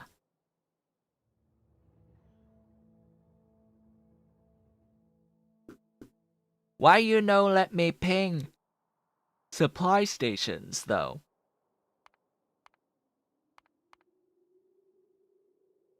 What's the point of there being a list? Just an entire button for a list. Oh, and that lets me ping unsatisfied requests. Yeah. I need mineral sludge. Unsatisfied requests. There you go. You can actually see through this feature, this great big X. I don't really use this all that much because I'm pretty good at figuring out what I don't have. Without needing to look at it, but yeah. This, as well as these, the M iron plates and the R iron at circuits, the R coils at circuits, all of this is all because of this lack of sludge being sent, or enough sludge being sent. I've got a lot of the sludge. It's just not enough to keep up. Basically, let's close that down, and I can see that I can now make the things. I can now make all of the things, and I am making all of the things. It's glorious. We have tanks. And we now have those, and now all I need is iron pipe and basic circuits. I need just to add the basic circuits to this, wherever they may be. Hello. Bring me those, and I will have top-up valves. A few of them. That will be limited to that. And we are good to go. So, Angels added a bit of complexity at some point with all of the thingies. Was it Angels or was it Bob's? I don't know. Apparently the items exist from Bob's, so I'm guessing that it was a Bob's change. But I see that there is a modification with Angels Refining. Regardless, though, different fluid and liquid types require a different item to barrel them now. Which is like, huh, interesting. You have bottles, canisters, and barrels.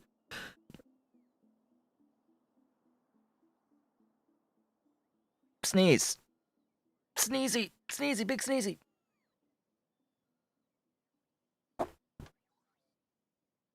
So it's no longer quite as easy as just barrels.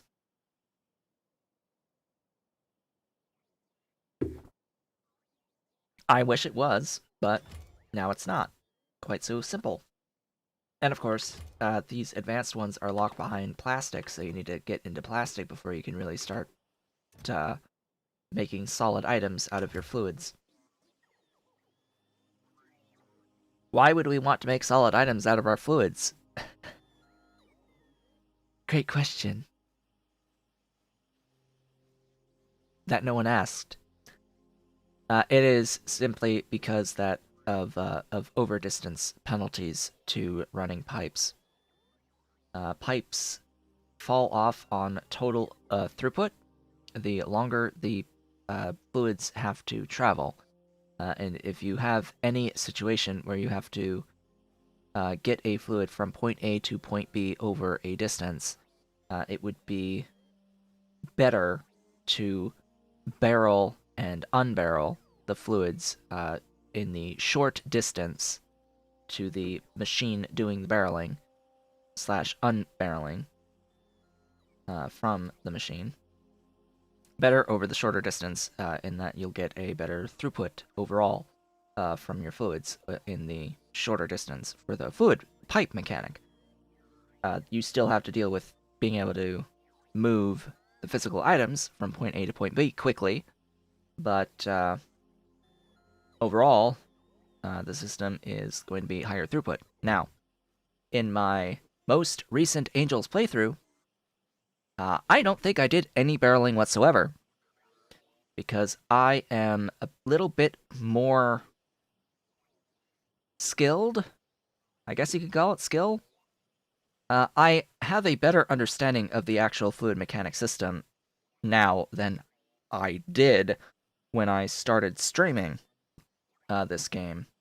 If you don't know, hello, I've been streaming this game since a while. 2019, May, late May, well, very late April, early May, streaming for 2 years at this point. And the first thing that I did, that I streamed consistently, was an Angels Bob's Space Extension playthrough. And at the time, I did not fully understand the fluid mechanics, at least not to the extent that I do now. Which the extent that I do now is not so much me paying attention to the actual values of the drop-off, it's more me understanding that, oh hey, if I want high throughput, use pumps, and there is a limit.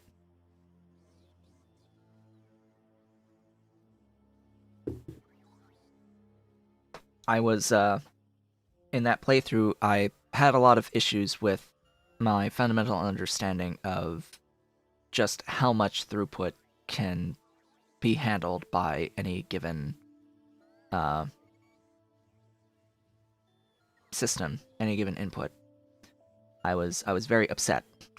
I was very upset. I complained a lot about the whole fluid mechanic system in the state of the game, especially considering that late game, there's a huge demand on aluminium in particular, and therefore a huge demand on sodium hydroxide, and Angel had just made the addition of sodium hydroxide solution into the game, and I was having a really hard time with, in particular, saline water throughput.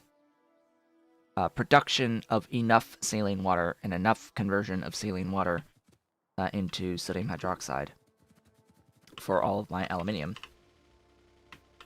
Very, very major problems with all of that. Now, I did do that without running a mod that allowed me to make water anywhere, at high throughput. I did not use stone water wells at that period in time. I only added that later. Much later. Because I was just tired of having to move water around. Like, yeah, pumping water across your base is part of. You know, I went back out here and I didn't actually bring anything that I went to the base to bring back with me. So let's try that one again. You saw nothing.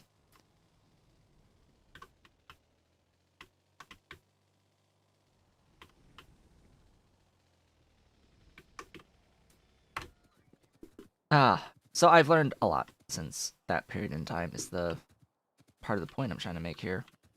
And I didn't need to do barreling. Because at the time, I was doing barreling for quite a few things, actually, in my base. I never relied on rails in that playthrough, that initial playthrough, and while I did do some rails, the base wasn't based around rails. And,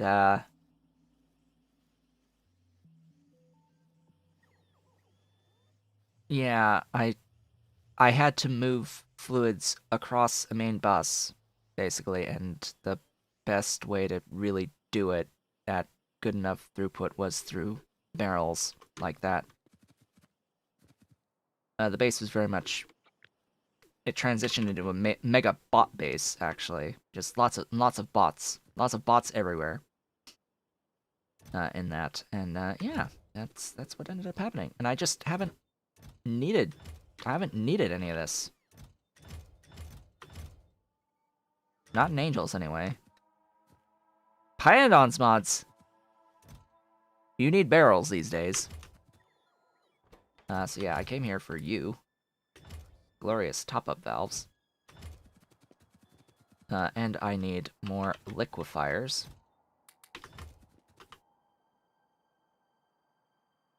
I think that's gonna be it for the moment. Yeah, Pyandons mods these days has added in the need for barrels in Pi Alien Life content. You need barrels to water your animals.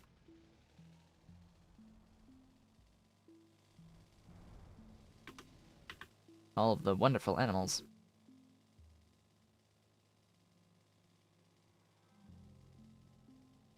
I'm pretty sure it's because Pyandon was too lazy to add in fluid ports onto the animal pens. I'm pretty confident in that assessment. That it was just Pyandon being too lazy to add in actual fluid ports to the animal pens. Oh yeah, loaders. I'm out of those. I am out of those completely.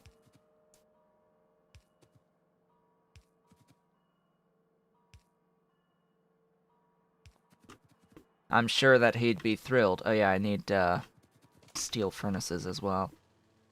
I'm sure he'd be thrilled to know that I said that. Especially since I'm pretty sure it's true. Because he put in a lot of, Pyandon put in a lot of, effort and time into making those buildings, and I guess when he was designing those buildings, didn't really think about, oh hey, these animals are going to require water or some other fluid to raise them.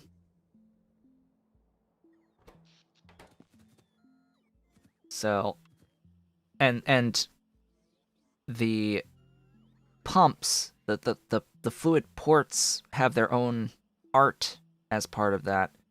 So you need to like design from the start your buildings around the concept of there being a fluid port on them, at least one fluid port on them. because the game is going to put on those ports no matter what, if they've got them. And, yeah, I'm sure they just didn't look right for those buildings when, if you were to code them to have fluid input ports on them to replace the whole situation with the barrels and needing the barrels to provide water to the animals. But that in and of itself ended up causing a whole set of issues as well, because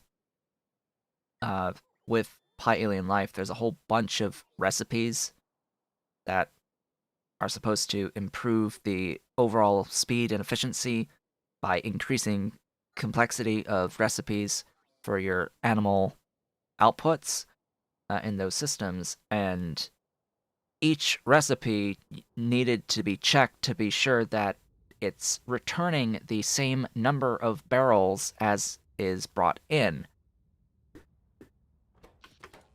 And let's just say that across hundreds of recipes that were added with Pi Alien Life, that wasn't always the case, that every single recipe would always return the same number of barrels as was used in the form of the water that was put in to the system.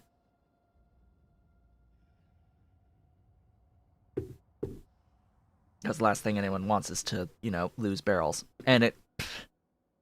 However, there was the whole cages issue as well, because a lot of animals would need cages to produce an animal that would later then get processed and sometimes not return the cage. Or an animal would be fed to another animal in a cage, and you wouldn't get your cage back. Like, excuse me? Why do you return the barrels and not return the cages? Huh. Weird.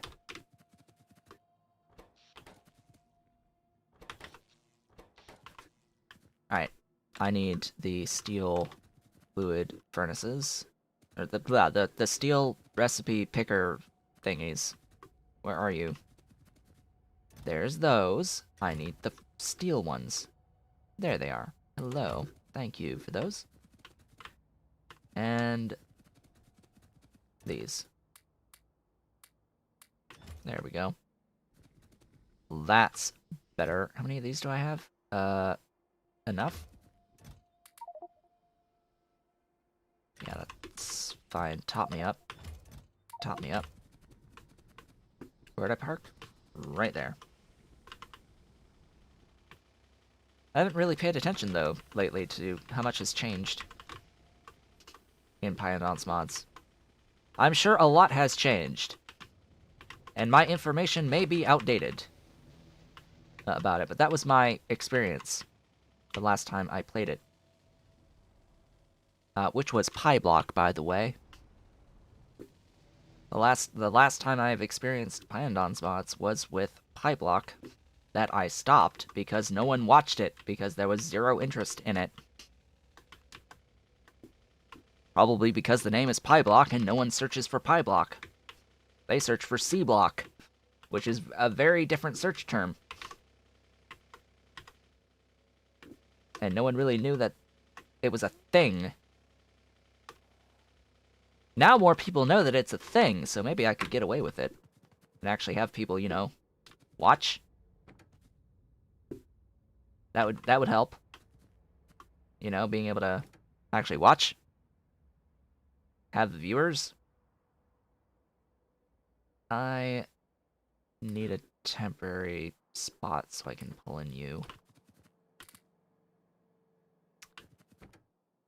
And you. And top-up valve.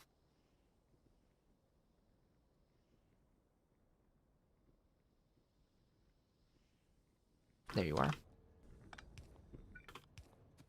Ta-da! Topping up. And we're flowing?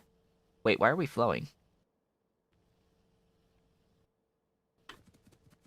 Alright, I guess I did make an additional amount of that stuff. I need to vent. We need to vent! Da-da. Da-da.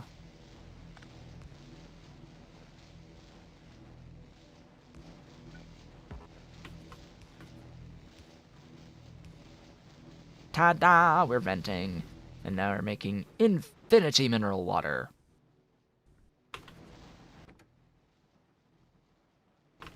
Phew. Alright, we've got our CO2. We've got the CO2. That much is done. With our remaining 45 minutes in today's stream, let's build the rest of this. Shall we? We need things. I need to get that sulfuric waste water set up as well and brought over, because we were working on that but didn't quite finish it. Alright. You there. Hello.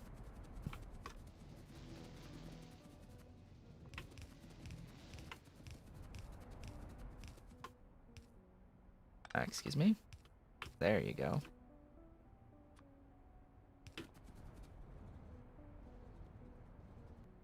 Ta-da! Oh gosh. Yeah, we are not going to be making 1 science per second. That much should be absolutely certain at this point. No, I want that.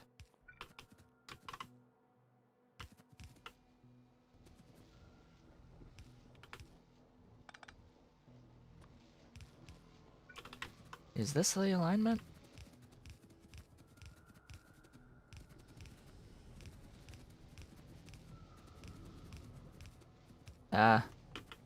Not in the slightest.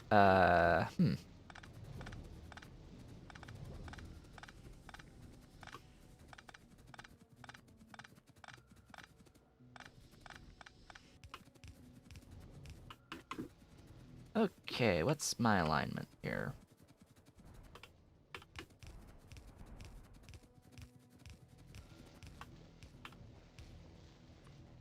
That. That is the alignment. Ta-da! Why you no go? No, seriously, why you no go? Oh. Huh. Huh. Ah. Aha.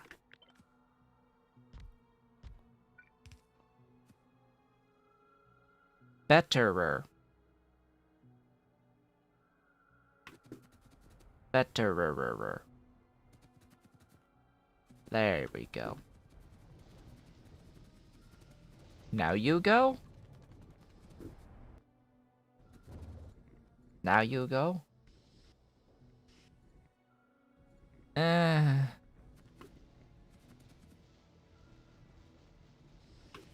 It's the fact that I'm using an overfill valve, I think. And the throughput issue. These are clearing the pipe. But then it goes right up back to 100 again. So you're saying I need more? Because I'll add more if that's what you want. Alright, we have one that's not always moving. Do we have issue now? No. No more issue. We're good. The sad part is, I probably should do that here as well. And quite possibly here as well. Make use of that infrastructure we've already got. Though that might be an issue. We shall see. Alright, we've got a little a little over. Oh.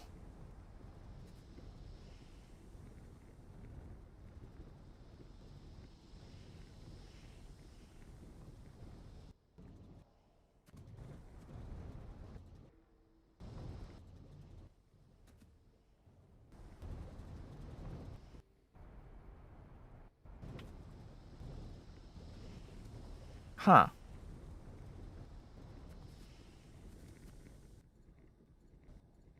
If you're constantly flowing,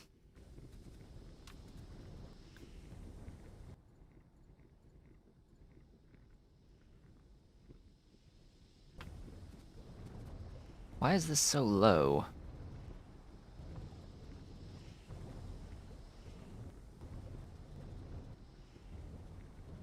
It's slowly rising. Wonder what happened there.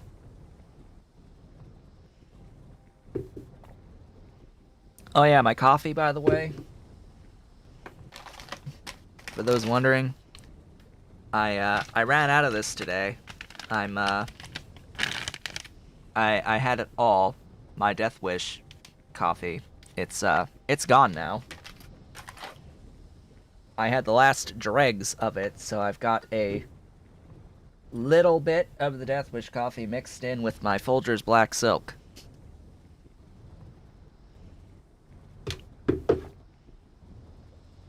Just a interesting mix. Which means that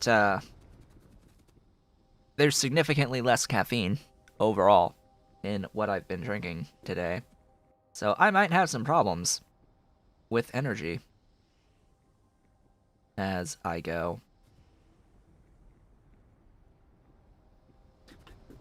But yeah, that's weird how it got so low like that when it's not hooked up to any venting on the sulfuric acid.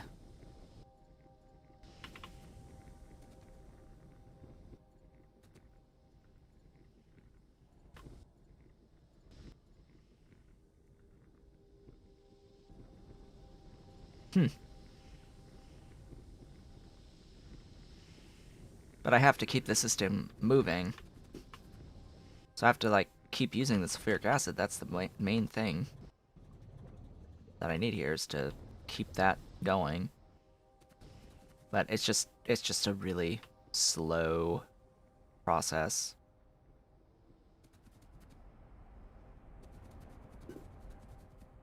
Really, really slow process. Anyway, that's that. This will go out here.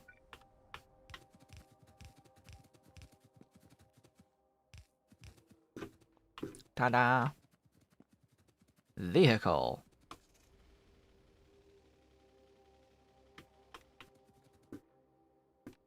Okay, 42 of these guys.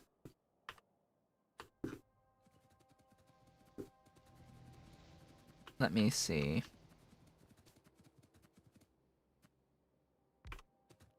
How are we going to arrange 42?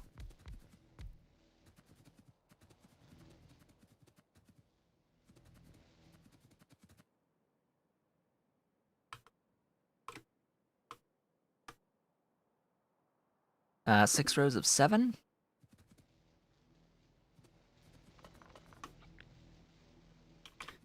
Let's go with 6 rows of 7.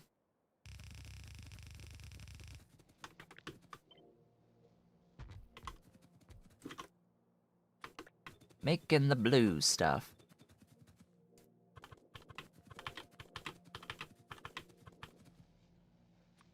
Okay. Pipes on each side.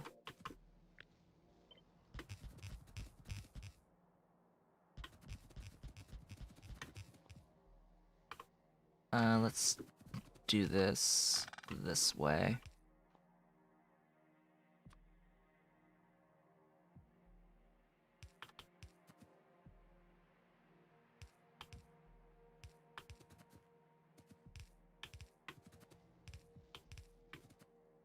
Yeah.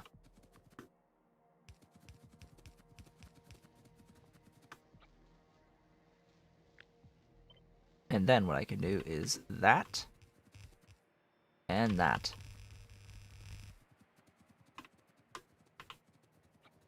And that is 42.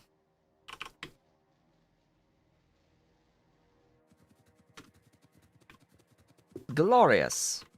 Wonderful stuffs. I can trim the ends off there. If I used more underground belts, I could save on the piped grounds, but you're just trading off one thing for another, right?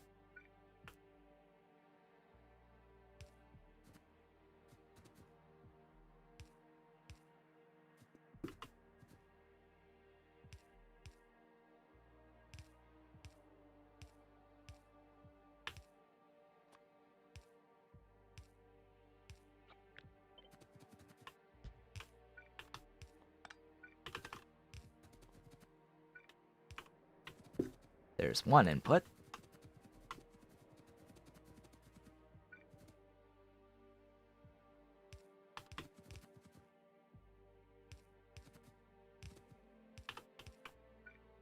Doink, doink.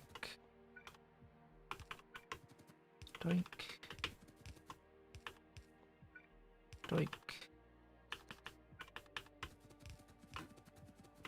And down.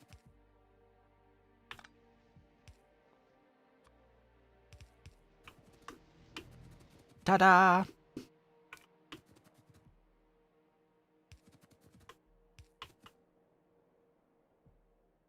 Why'd I have to choose that specific spot? There we go. It's alive! It's alive! We've got blue algae! Oh my god, the throughput though.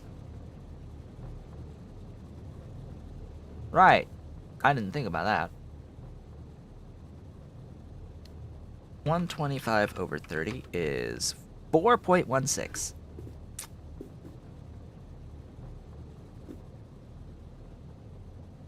Yeah, we can't really do that.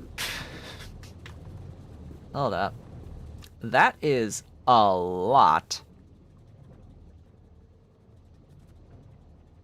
3 per second each, wow. So 10 is a red belt. By itself. Hey, question, how much, we got here?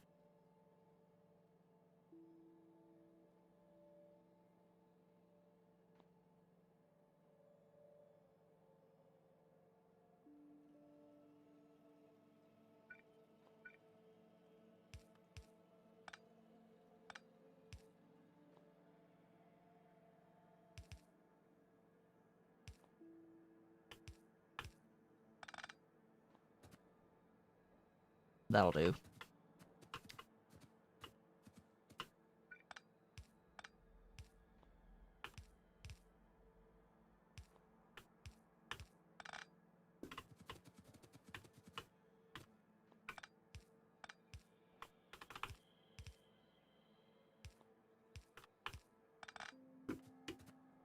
That should work. This is 30 each.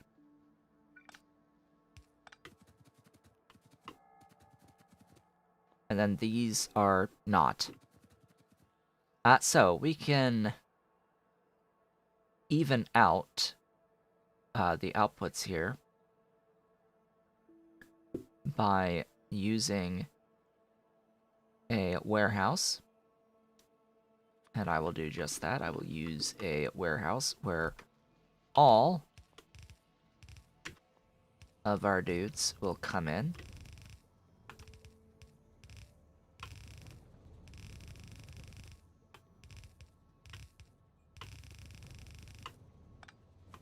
There we go. Phew!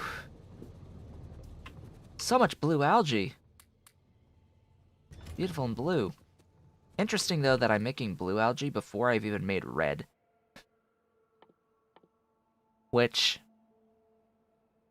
I have to question the position of red on this list because it almost seems like there's a progression here when there's not.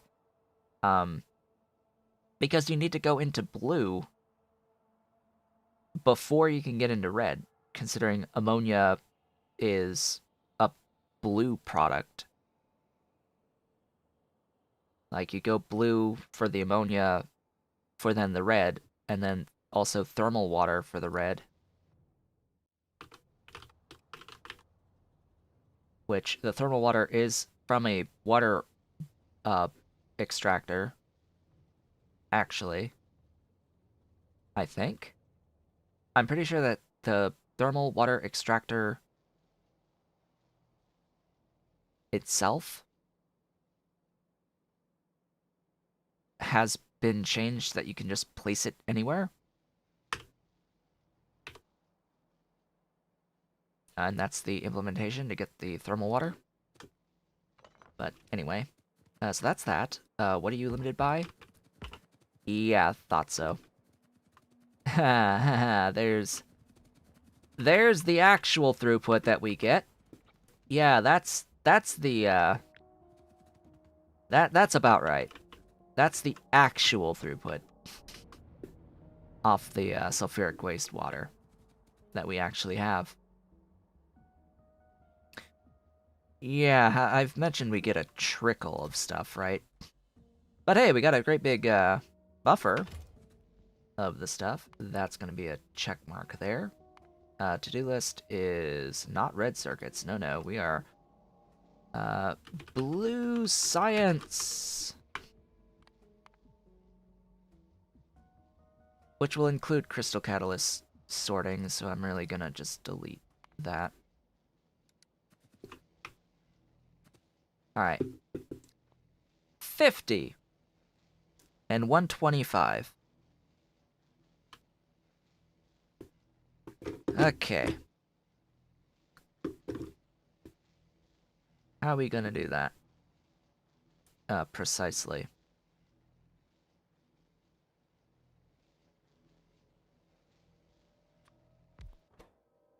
So, we need to make that.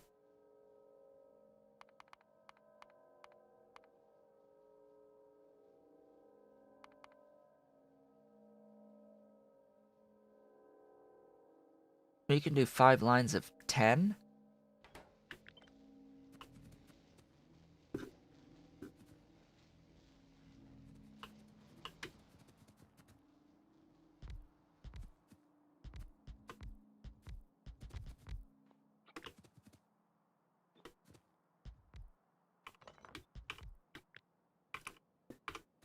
We can have separate inputs, shared outputs.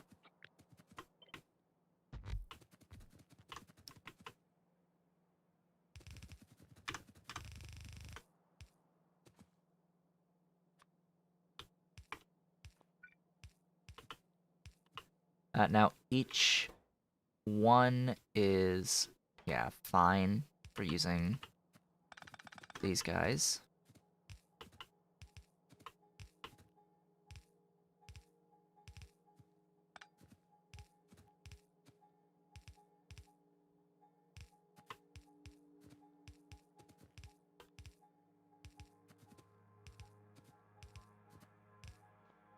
And yeah, that is cutting it close, but yeah, for having 20, that's 25, less than 30. And that's the idea. And then the last one is just going to be one of these. Here. I apparently need more inserters.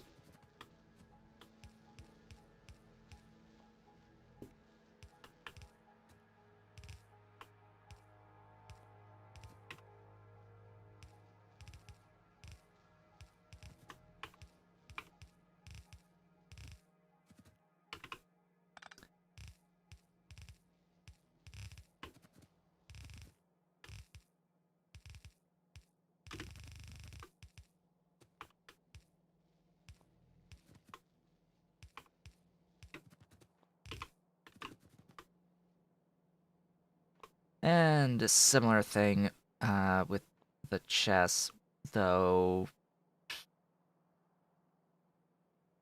Eh. Another warehouse.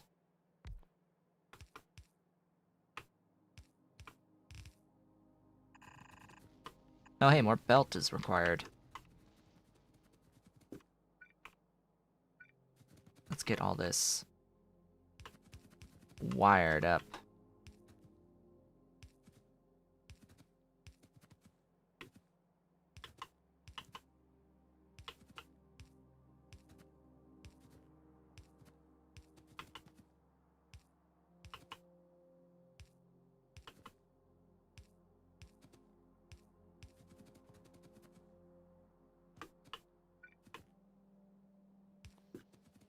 Alright, the thought has just occurred to me.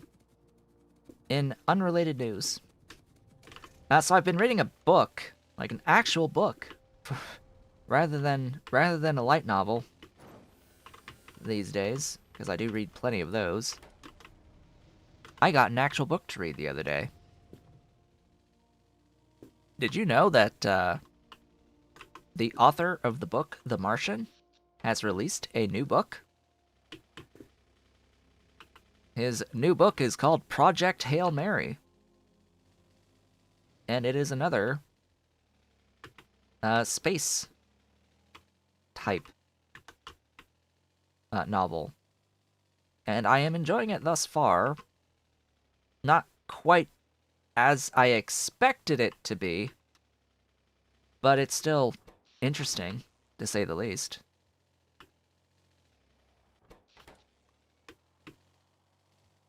And I've been reading that in the evenings, and it's, by comparison to light novels, it is a little bit longer. It is an actual full book, and I'm like, I don't even know how far I'm in on it. Halfway-ish? Ish?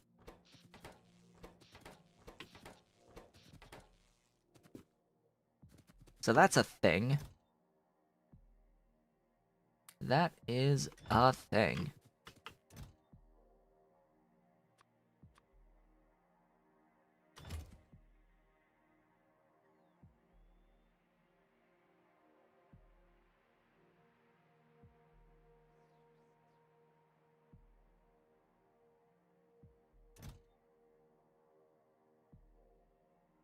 Alright, what am I even doing? I've already forgotten. I need belt.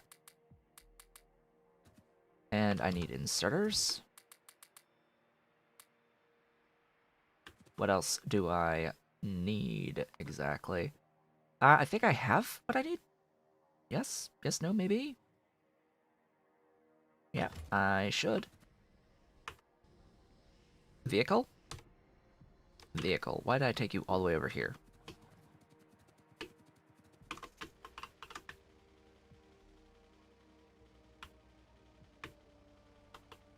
It's a little hard to explain the book, though. Because, yeah. Spoilers? It's really hard for this particular book to actually discuss it without major plot point spoilers that happen early on in the book that it's sort of based around.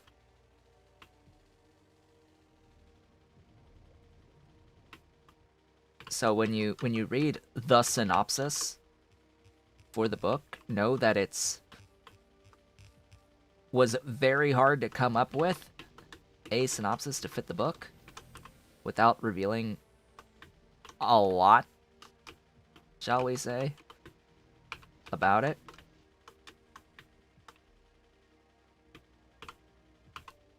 But it is definitely in that style from that author of trying to be as realistic as possible to tell the story that he wants to tell. Trying to be fundamentally based in as much real science as possible.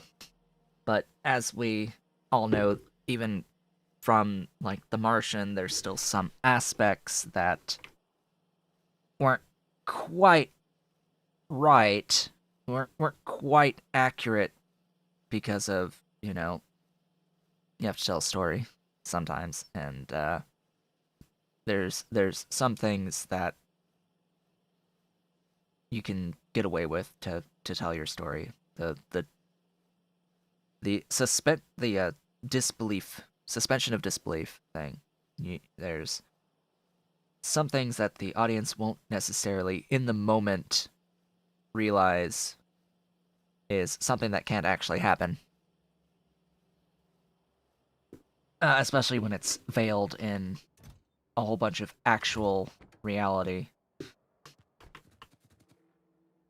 You don't notice as much the problems unless you really know the science, which I'm sure not a lot of people genuinely do realize the actual science or know the actual science to know when things aren't actually right.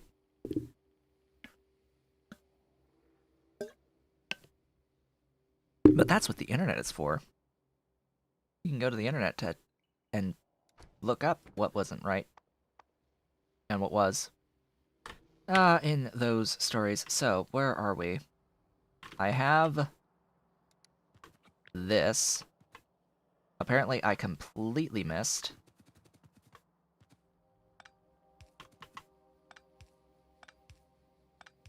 There we go. Alright, I have to deal with 3 belts of output here into these 16 oil and gas separator ones. And I need 312.5 steam. Okay. 312.5 steam. We are going to do that out of this recipe from electric boilers. We need 8 electric boilers. I'll go ahead and do that here.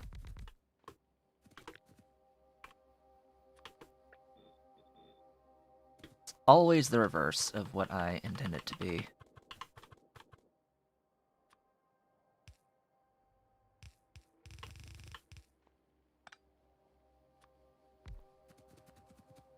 And power. Glorious steam. How am I going to split 16 into 3?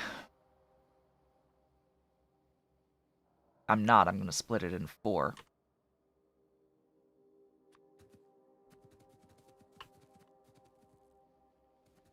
How do I want to build this? I have options.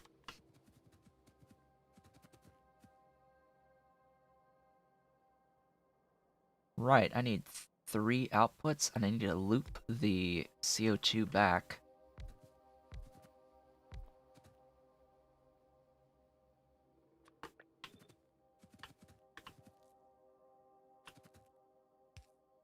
This is going to be interesting. I need to loop the CO2 and the sulfuric wastewater back. Oh, right. I forgot about that little nugget as well.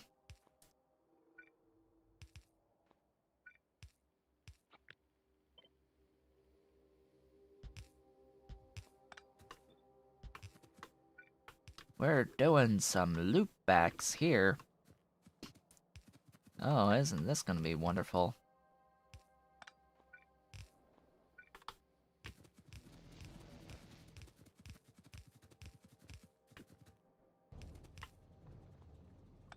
Oh, isn't this gonna be wonderful? Okay. I need to prioritize the use of this. How are we going to do that? Oh, goodness. How am I going to prioritize an input?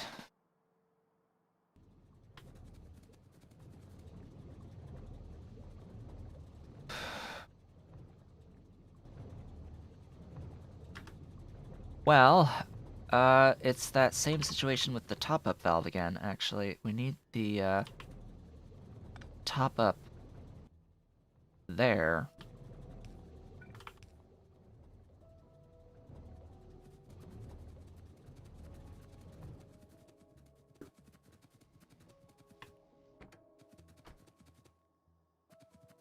And that'll do it, actually.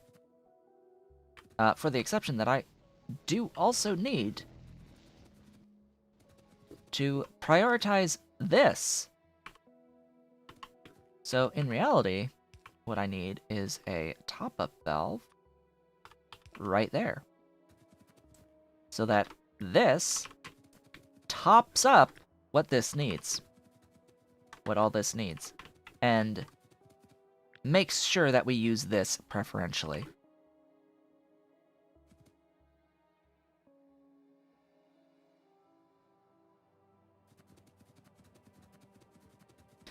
Also, I should have some sort of a valve here to make sure that it's one way, or a pump.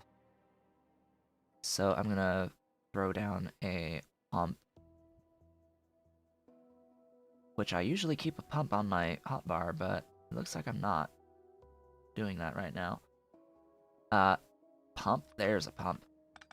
And I have enough space right there for it. It's just getting the power to it. There we go. And that keeps it clear. Okay.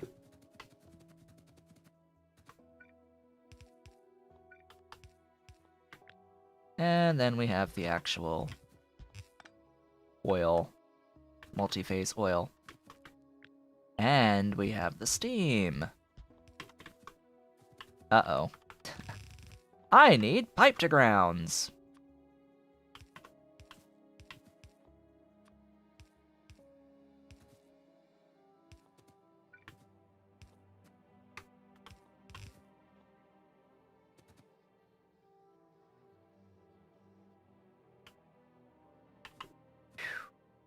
Okay.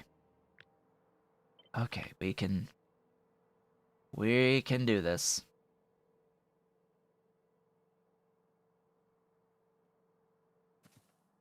I'm gonna do that there.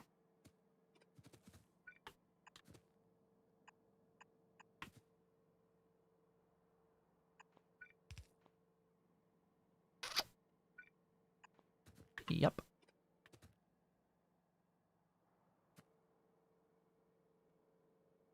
Nope.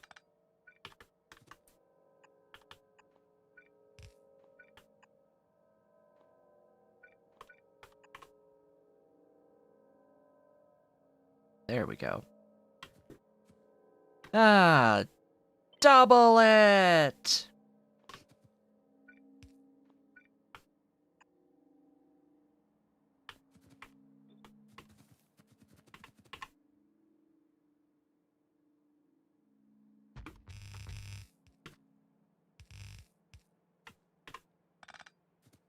That's not aligned. Or is it? Yeah, it's aligned. Phew!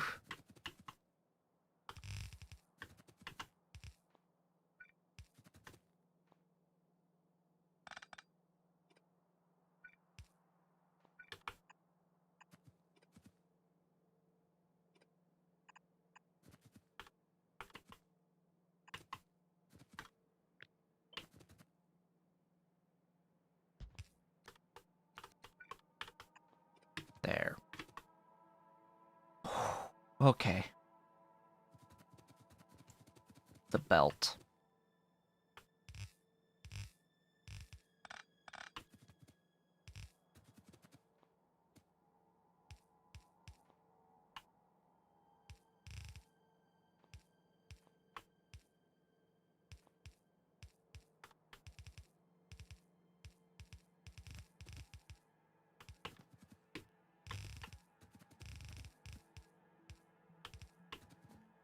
And that is that. Oh boy.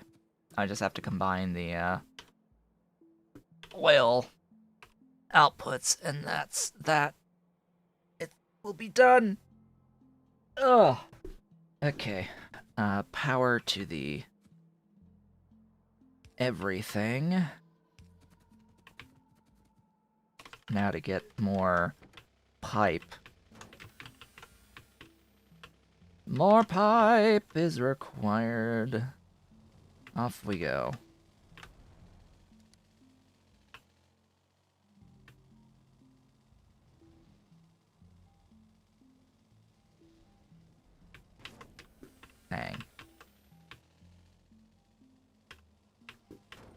Bang. Bang.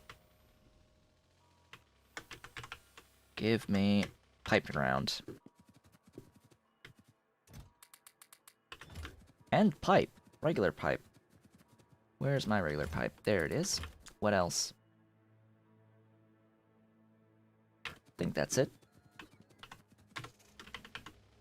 Off we go.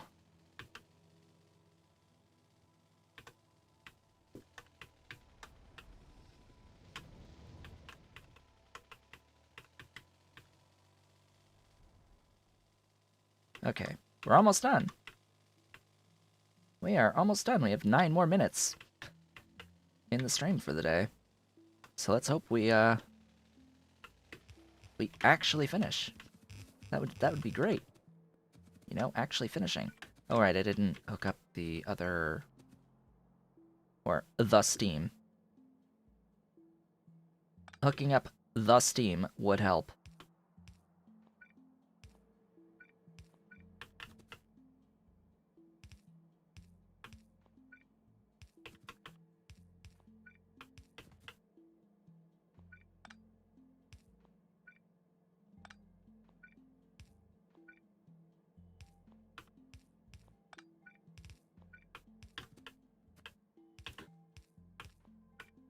Okay. Ta-da! Steam! Glorious Steam! And...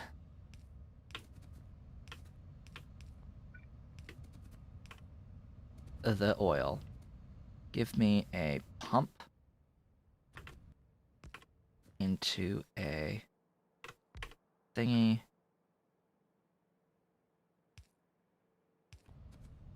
And there we go. We have oil. This is the build, or part of it, that will be used for all petroleum-based stuff. All of the oil-based stuff. In the grand scheme. And I guess all the gas-based stuff, too, because apparently we can't get around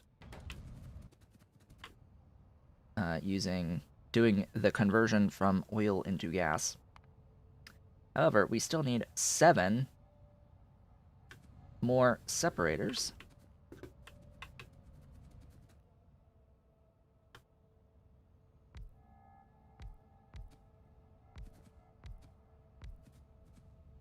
Of course, 7.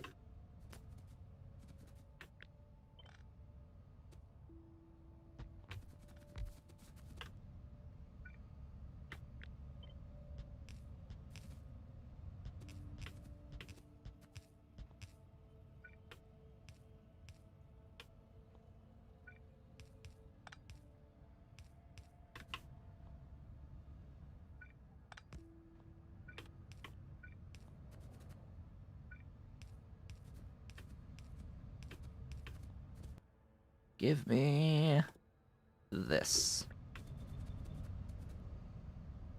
Alright, now, same as before.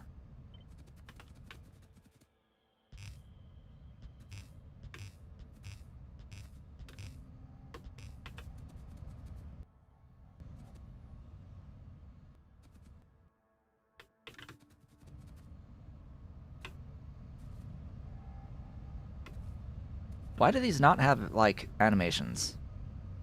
Alright, none of the buildings quite. Like, see, this has animation, right? Why do these no animate?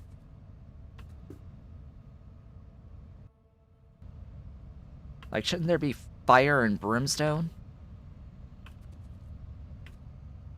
They make noises, but... why no animations? Did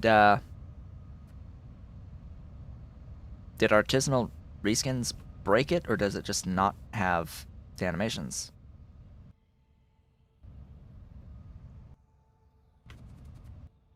Because, see, this building is moving. It's processing. It should have animations while it's doing its thing.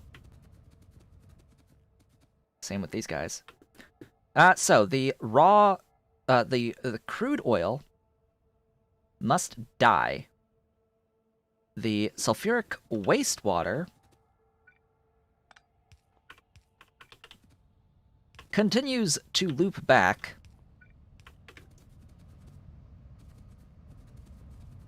As with all else, to get used. So that gets used. It is the raw gas that I need from this. Now, which thingy kills crude oil? It does get flare stacked. Ooh, it has a fuel value. Don't care. It's actually producing a little more than what one can handle, I think. So there we go. I can't believe I'm doing it, but I'm totally avoiding crude oil at this moment in time. And that leaves us with raw gas. That we will then need gas refineries to process. That is these guys. 1, a 2, a 3. You are making that, and then I need another 2 here for doing that. And then a chemical plant at the very end. Doing its thing, making me that stuff out of methane.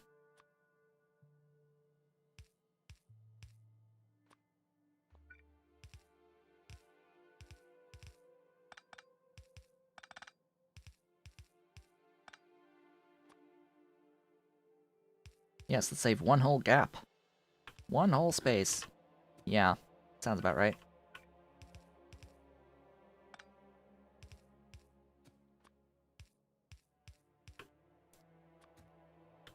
Vent, vent.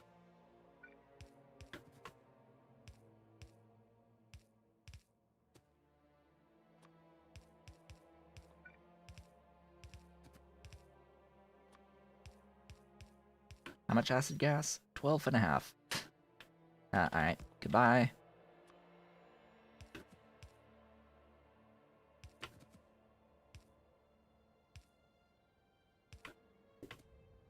Just need to shove in the raw gas from somewhere. See, these have the animations. Where's your stuffs? Ta-da! Just add steel! Hey, hey! We've done it. We've got methane. All we need is steel, and then we'll have our chemical laser flash fuel. Oh my goodness. That is, as they say, besides the stuff there, that. And I'm realizing I made an unfortunate, you know, I think it's actually okay. So this is going to need to add in a steel in. But otherwise, we are good to go. That is the first ingredient down on our chemical science, our unilipid atomic manipulators. One of the ingredients of the ingredients.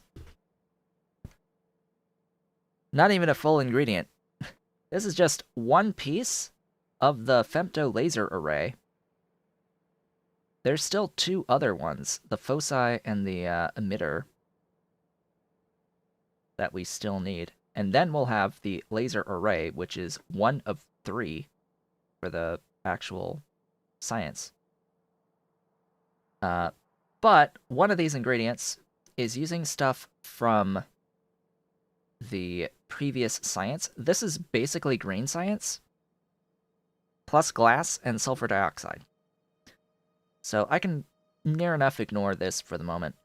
The other one, the sensor array, is a whole bunch of plates and nitrogen, of which The gold is the most difficult. Yeah. And we already have the circuits. So, looking at the foci and the emitter, this guy is more plates, and then the emitter is more. More. I don't have glass, do I? I know, I do have glass. Oh, I have glass. It's literally next door. Glass is right here. Hey, we've got glass right there. Gee, they're pretty close. Gee, they're pretty close to each other. So, with that, folks, we have reached the end of the stream for the day. What did we get done besides a lot of talking? We've got an ingredient for blue science. AKA, we've got a build that makes us gas. Yeah, and processes gas from blue algae. We have a blue algae build now for what we can do before having blue science. And that's going to be where we wrap it up for the day. With that, I would like to thank you all for watching. This has been Otaku Showbit. If you've enjoyed today's stream, please be sure to do all of the social and engagement stuff below the video. Leave a like, leave a comment, subscribe if you have not yet subscribed, and hit the notification bell. Consider becoming an Erudite Otaku member of the channel by hitting the great big blue join button and supporting on Patreon at patreon.com/otakushowbit if you're so inclined and able. I shall be streaming a different game tomorrow. We will be playing No Man's Sky, and I will be back with more of this particular Sea Block playthrough on Thursday. I hope to see you all on the next one.